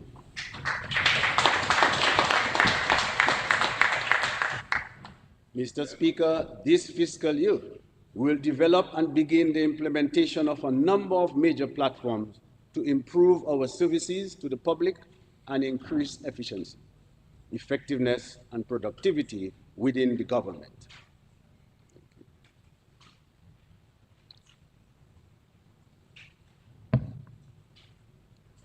These are a health management and information system which will facilitate the management of all processes within the health system, including patient administration, clinical management, accounting and billing, store and inventory, birth and death notification, and data analysis. The new system will reduce medical response time and save lives, improve records management, make records and data more easily accessible, generate management reports, make more convenient for patients by issuing electronic results and reports in order to improve compliance and save costs. We will also commission an electronic entry permit mechanism, an immigration kiosk at all ports of entry to facilitate the ease of arrival of individuals in Dominica. A new system will be developed for the Inland Revenue Division to allow for online application for registration, return filing, and payment, as well as simplify and enhance tax administration. And a new unified identification, citizen authentication, and civil registry system will be commissioned. This system will provide every resident in Dominica with a unique identifier to facilitate easy access to services. For example, a patient being admitted to the hospital, we simply provide that number to the staff at the hospital, and all of his bio data, such as date of birth, gender, marital status, will be retrieved. That identifier will be available from birth and will facilitate the generation of birth certificates as well. We also intend to take new legislation to Parliament, which will ensure that digital and online transactions are adequately protected by law. We will begin taking these new bills to Parliament later this fiscal year.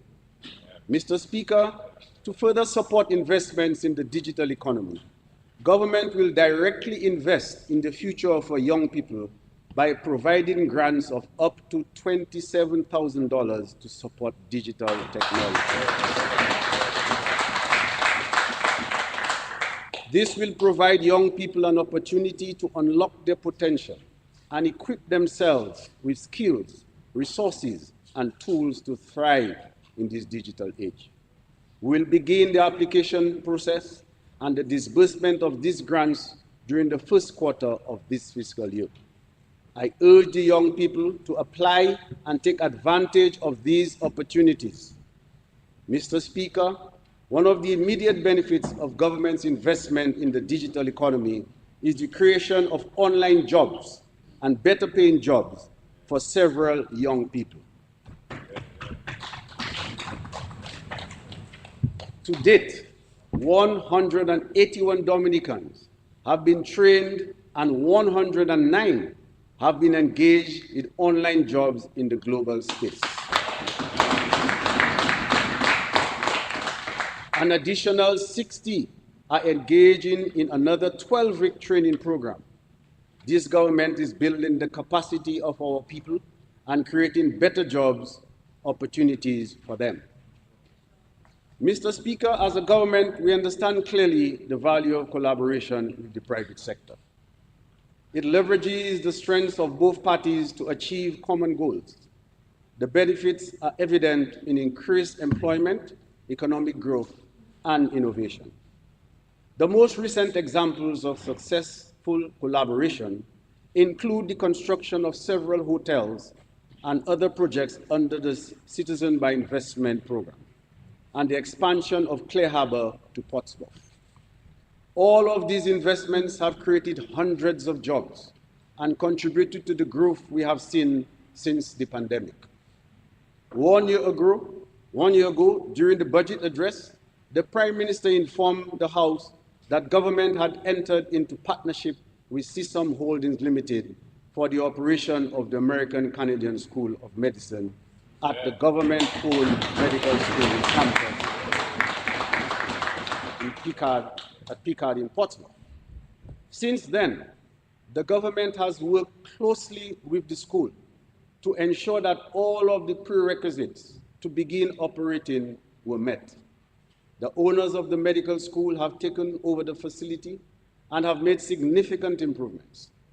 Mr. Speaker, several Dominicans have already received employment. The curriculum has been developed.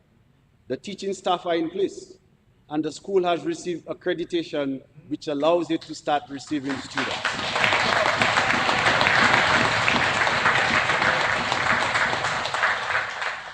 Mr. Speaker, the American Canadian School of Medicine Dominica will commence operations in September 2022.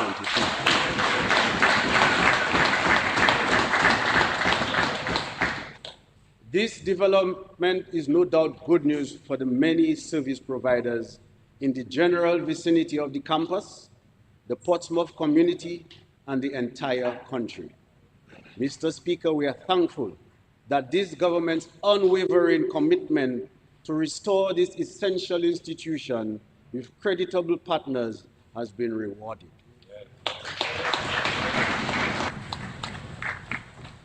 Mr. Speaker, after considering the many investments that the government has made and continues to make, one can only conclude that this Labour Party government is fully committed to the sustainable development of the economy and the growth and empowerment of the people of this country. We are creating an abundance of opportunities for new sustainable jobs and for the expansion of businesses. Our small businesses continue to receive significant technical and financial support from this government. Last year, we fully operationalized the one-stop shop at the small business unit, and businesses have already begun to receive greater technical support, including training in operational management, marketing, and financial management. The one-stop shop is particularly valuable for small businesses as it provides access to a range of services and expertise all in one place. 134 small businesses owners were provided with training. The training to date has given these businesses a better awareness on legal business ownership structures, and as many as 96% have already formalized their business registration, while a number of them have received certification for their products by the Bureau of Standards and now in a position to offer their products for sale at our supermarkets. We also provided several opportunities for small businesses to showcase their services and products, network, gain new customers, and secure new market opportunities. These included a business-to-business forum held at the end of August last year, the Tea Village Creole in the Botanic Gardens last October 2022, and the Health and Wellness Small Business Trade Show at the Windsor Park Forecourt in June this year. Decentralizing training. Presently, most of the training for small businesses are delivered in Roseau. This limits the opportunity for participation of small businesses in other parts of the country. From this fiscal year, we will decentralize more of our training and mentoring activities. This will facilitate the certification of more businesses and an increase in the number of market-ready products in the country. Mr. Speaker, with the steady growth in the small business sector, over the past few years, we have been advised by many business owners that currently their main challenge is finding sufficient space to operate. They believe that additional space would allow further increase in production and expansion of their operations. Therefore, in this year's budgetary proposals, we have allocated a total of $1.5 million for the lease of buildings in some identified communities, including Roseau and Portsmouth, which we will rent to small businesses at subsidized rates in the first instance. Priority will be given to small businesses engaged in the production of goods and services as we want to boost indigenous industries. Mr. Speaker, the government continues to make financing available to small and medium businesses to meet operational costs and expand their businesses in order to increase their contribution to the economy. In March 2022, government procured a $27.8 million loan from the Caribbean Development Bank for on-lending to small and medium businesses at concessional rates through the Aid Bank. As of June 30th, 2023, Aid Bank had approved 277 loans at a total value of $16.5 million, broken down as follows. The service sector accounted for 133 loans valued at $5.5 million. The tourism sector received 28 loans valued at $5.4 million. The transportation sector received 26 loans totaling $2.2 million. The agriculture sector accounted for 80 loans amounting to $2.1 million, while 10 loans valued at $1.3 million were given to business engaged in manufacturing. In addition, Mr. Speaker, over the last 12 months, government provided small grants to 130 small businesses. With all of these investments in small businesses, we anticipate there will be more local goods and services for domestic consumption and exports, more new jobs, the elevation of many more small businesses into medium and large businesses, further wealth creation, and ultimately a greater contribution of this sector to the economy. Mr. Speaker, there is no question that small business constitutes the backbone of this economy. Quietly, they collectively contribute significantly to innovation and job creation. Truth be told, collectively, they are the largest employer in the country. Not only that, they also drive commerce and they add tremendous value to our many natural resources and agricultural produce, thereby converting them to high-value products. They have received accolades internationally. It is as a result of the ingenuity, industry, and resilience of this much-needed sector that I feel compelled to acknowledge their tremendous contribution to our economy. This government will continue to do all in its power to support them. In terms of our large businesses, we continue to support them with their major investments, mainly through tax relief, for example, income tax and some customs duties. We recognize with the numerous planned investments by the government, there will be even more opportunities to expand. We will also establish a large business liaison office in the Ministry of Labor as a central point within the government to troubleshoot any bottlenecks which may persist or any burning issues which retard business growth or operations and require government's attention or intervention. The office will also present opportunities for greater collaboration in areas of mutual interest and shared values. Mr. Speaker, we appreciate the investments made by our local businesses, large and small. Government alone cannot build this country. We as a government and a people must continue to patronize our own, buy locally and help these businesses to continue to grow, employ more Dominicans and flourish. It takes every citizen and resident to play his or her part in nation building. Together we can, together we must build a strong, more resilient Dominica. Mr. Speaker, the expenditure estimates, which I have just presented, will be financed by tax and other sources of revenue, loans and grants, together totaling 1.3 billion and broken down as follows. Recurrent revenue totaling 1.06 billion, capital revenue of 5.5 million, grants amounting to 138.4 million, loans at 94 million. Mr. Speaker, as indicated when I began my presentation, Dominica's economy is recovering following a number of climatic and exogenous shocks. However, government's fiscal standing has not yet recovered from the adverse impacts of these shocks, particularly the two-year COVID-19 pandemic, which occurred just 2.5 years after Category 5 Hurricane Maria.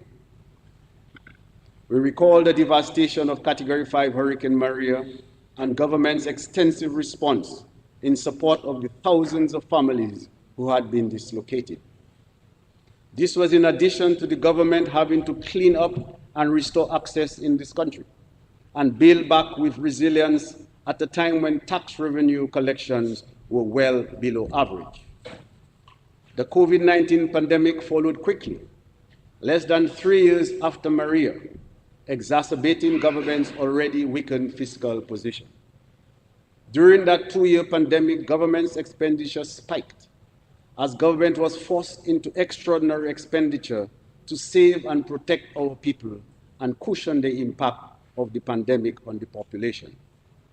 We commissioned a new hospital to care for COVID-19 patients.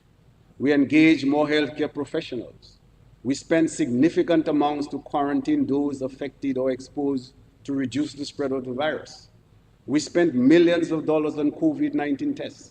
We gave concessions to cushion the impact of the pandemic to protect livelihoods. You will recall that during that same pandemic period, there were times when government was forced to shut down most of the country to protect our people, which resulted in sharp declines in government's revenue on each occasion. Given the magnitude of both events, we thank God for sparing us and for helping us and our economy to bounce back.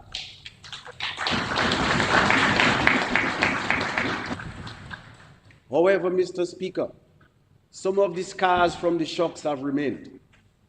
Our debt to GDP, which was at 68.3% in 2016, moved to an estimated 97.7% at the end of 2022. Meanwhile, debt servicing moved from 67.5 million in fiscal year 2015-2016 to 116.6 million in fiscal year 2022 to 2023. Take note, Mr. Speaker, that our debt to GDP ratio was 68.3% in 2016. That's just prior to Hurricane Maria. And the target by the ECCB was 60% by 2030.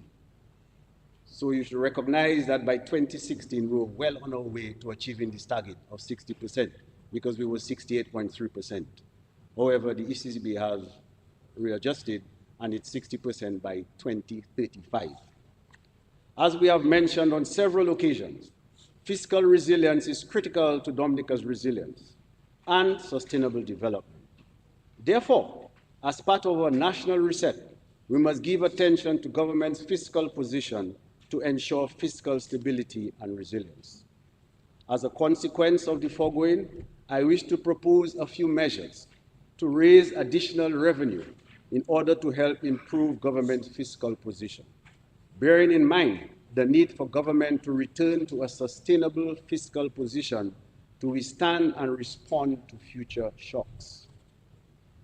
Mr. Speaker, with effect from November 1, 2023, government will introduce a 2% stamp duty on outbound money transfers from money services businesses such as Western Union, MoneyGram, JN Money Transfer, covered under the Money Services Businesses Act Chapter 7882 of the 2017 revised laws of the Commonwealth of Dominica.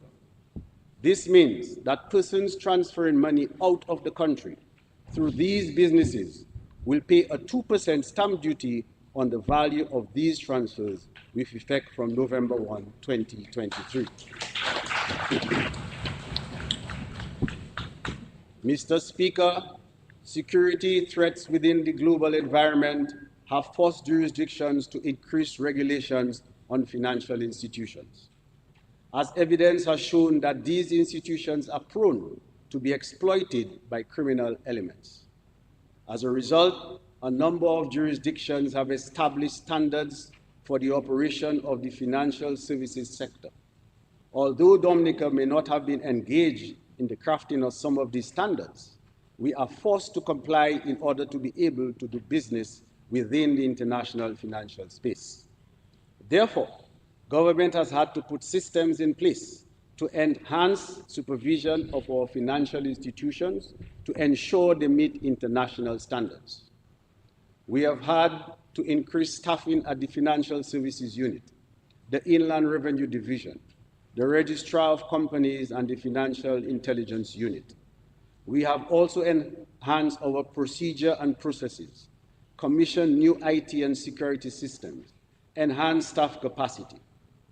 In addition, critically, we have had to defend Dominica's position in terms of its implementation of the standards and supervisions of these institutions. Just in 2023, we fought to ensure that Dominica was not placed on the European Union negative list, commonly known as the EU blacklist. Our efforts were successful.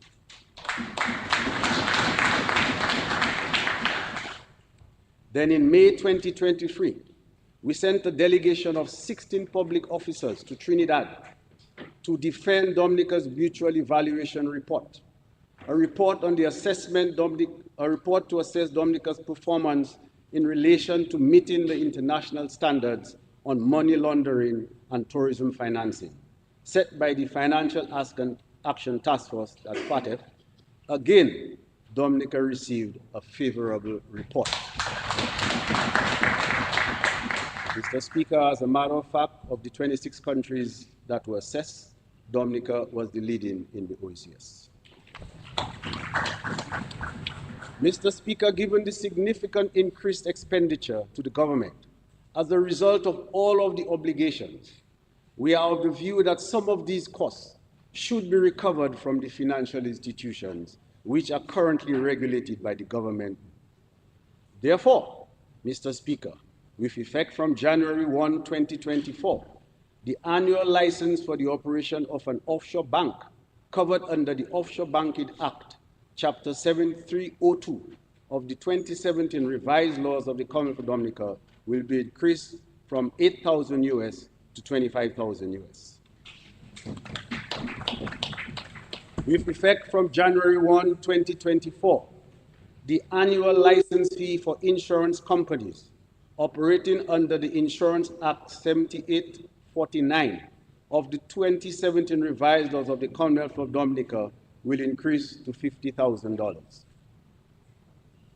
Mr. Speaker, the Financial Services Unit Act, Chapter 6303 of the 2017 revised laws of the Commonwealth of Dominica prescribes the principal functions of the Director of the Financial Services Unit, including supervising and regulating the operations of credit unions as defined under the Cooperatives Act, Societies Act, Chapter 7803 of the 2017 revised laws of the Commonwealth of Dominica. The Financial Services Unit Act has also deemed the credit unions as financial institutions carrying out financial services businesses. Furthermore, the Financial Services Unit Act requires these credit unions to obtain a license to operate. Presently, these credit unions are operating without the license prescribed by the Act. Therefore, with effect from January 1, 2024, all credit unions which qualify to operate under the Cooperative Societies Act, Chapter 7803 of the 2017 revised laws of Dominica, must obtain a license to operate. The license will be renewable annually on or before December 31st every calendar year for the following year. The fees for the license are as follows. For credit unions whose total assets are below $25 million, the license fee is $10,000 per year, which is less than $1,000 per month. For credit unions whose total assets are below $50 million, but more than $25 million, the license fee is $20,000 per year. For credit unions whose total assets are below $100 million, but more than $50 million, the license fee is $40,000 per year. For credit unions whose total assets are below $500 million, but more than $100 million, the license fee is $60,000 per year. For credit unions whose total assets are $500 million or above, the license fee is $100,000 per year. In addition, we will increase the license fee for money service businesses covered under the Money Service Businesses Act, Chapter 7882 of the 2017 revised laws of the Commonwealth of Dominica as follows. Money transmission businesses will pay a license fee of $15,000 annually, and payday advances businesses will pay a license fee of $15,000 annually. These license fees will take effect on January 1, 2024. In the 2022-2023 budget address, the Honorable Prime Minister announced that government will allocate some of the CBI revenue to debt repayment, similar to what is done for the Vulnerability, Risk and Resilience Fund. Government established the Debt Repayment Fund in April 2023 and will begin capitalizing that fund during this fiscal year.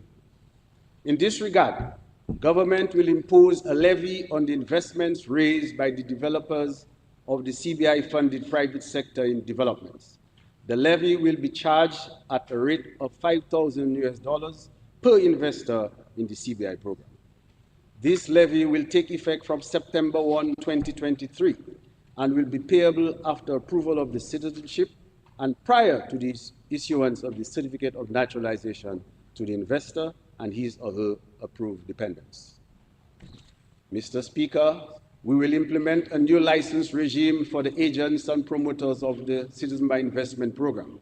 In this regard, government will issue new licenses to qualifying agents and promoters with effect from October 1, 2023. The fee for these licenses will be as follows. US $15,000 annually for non-resident agents, and US $10,000 annually for non-resident promoters. In addition, Mr. Speaker, during our pre-budget consultations, a number of participants recommended increases in the tax on alcohol and tobacco to assist government in maintaining the health system. Therefore, government will increase the current excise tax rates on alcohol and on tobacco by 25 cents per liter and per kilogram, respectively.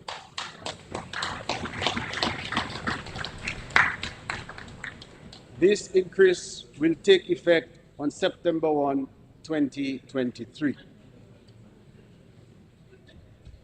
As already mentioned, government is also implementing several measures to reduce the operating costs of the public service, including bulk procurement for commonly used items and a reduction in the use of paper.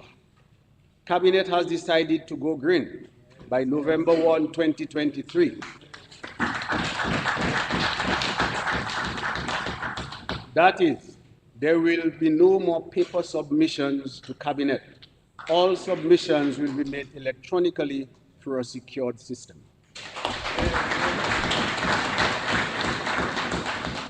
In addition, we will bring to Parliament the necessary amendment to repeal the return filing requirements in the Income Tax Act, Chapter 6701 of the 2017 revised laws of Dominica, for individuals whose only source of income is from employment.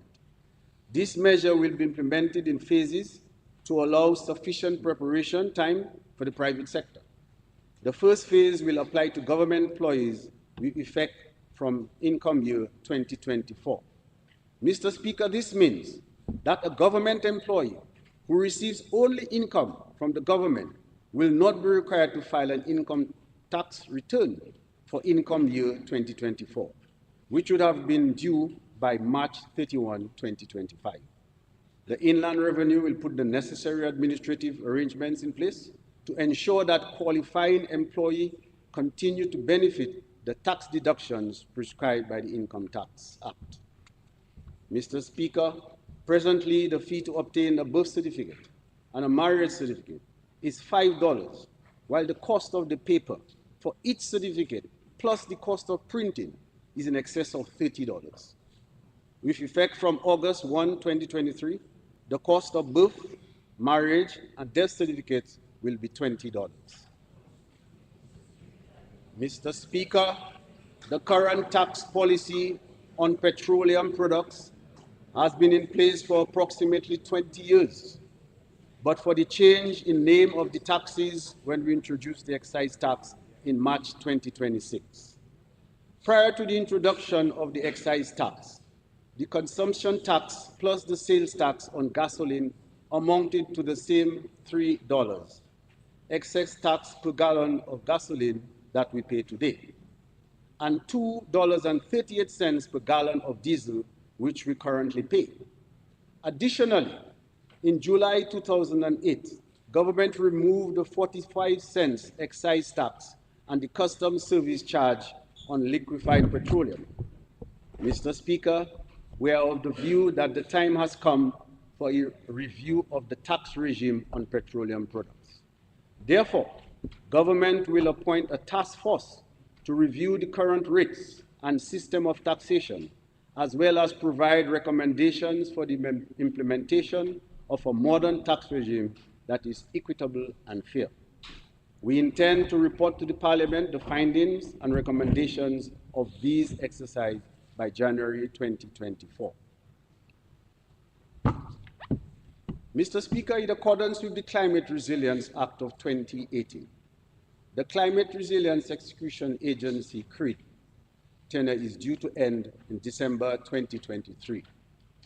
CRED was created in the aftermath of Hurricane Maria that devastated the island in September of 2017 to provide coordination and leadership to the country in its pursuit to rebuild the island as the first climate resilient nation in the world. Mr. Speaker, our government is proud of the many accomplishments of CRED, particularly in the manner in which it has worked with the communities, international agencies, and line ministries within the government. CRED has performed remarkably over the past 4 years. Many international bodies and agencies have indicated a very strong interest in the work of CRED and have also documented its work through the use of multimedia in writing. Most recently, a delegation from Providencia, Colombia, spent a week in Dominica to learn of Dominica's resilience journey. We thank our international and regional partners who assisted us with the establishment of CRED, as well as the multilateral organizations, well-wishers, advisors, and staff who have supported CRED.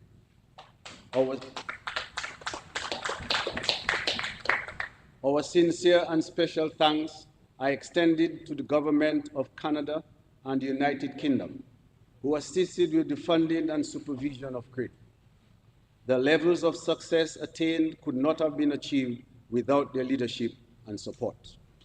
The work of the agency remains very relevant and important to achieving our ambition to be the first climate resilient nation in the world by 2030.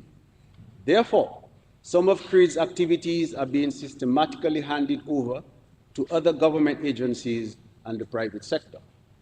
The remainder of CRED's activities will continue in a resilience unit within the ministry responsible for economic planning. Mr. Speaker, as I conclude, I wish to thank our many foreign partners and multinational institutions who have been providing critical assistance to this country. I thank the Honorable Prime Minister for his mentoring and support, as well as my colleagues for the cooperation and encouragement. Last but not least at all, the entire staff of the Ministry of Finance, Economic Planning, Climate Resilience, and Social Security, my constituents, my well-wishers, and family.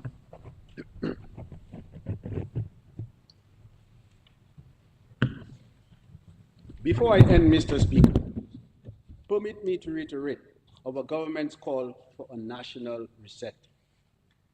The world has changed, and so must our mindset.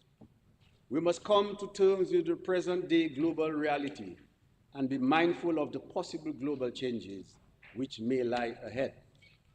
It is imperative that we act responsibly with our choices, priorities, and policies in how we manage our lives and our resources. We have worked hard, and I am calling on us in this fiscal year to work even harder. We must secure current gains and lay a sound platform for the future. We are a resilient people. We have encountered numerous challenges and have learned many lessons as a country. Following each event, we have demonstrated our ability to overcome and to rise. Furthermore, every event has guided us on how best to prepare for the next. This is why we must seize the opportunity now, while we can and before the occurrence of the next event, in order to better withstand the next shock, which is inevitable. Mr. Speaker, this is exactly what this budget seeks to do. This is exactly what this national reset does. And this is exactly what resilience means. This is why all of us, individually and collectively, need to quickly embrace this critical national reset to secure the gains we have made and continue on the path to resilient and sustainable development. As a small island developing state, our survival is in our hands. By the grace of God, we will thrive. God bless Dominica. God bless the people of Dominica. God bless the government of Dominica. Thank you, Mr. Speaker.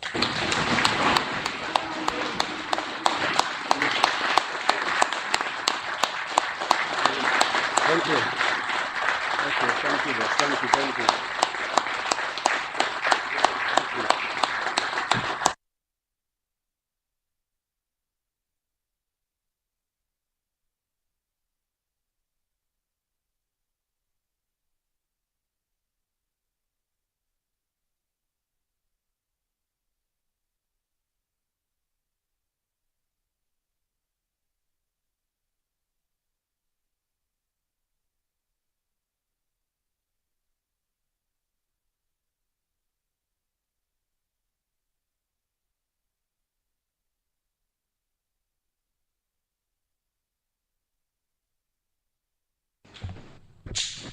Mr. Speaker, after a masterful presentation,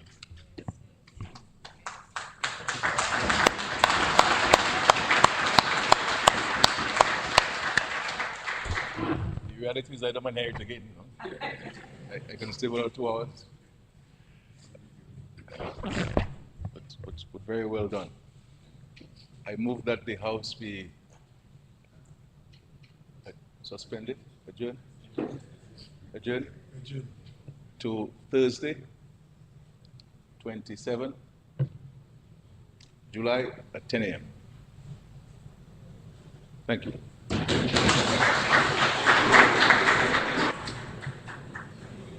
And now the mic, second.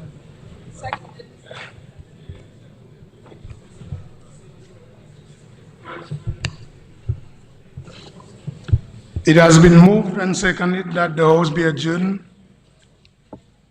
to Thursday, 27th July at 10 a.m. Those in favor? Those against? The ayes have it.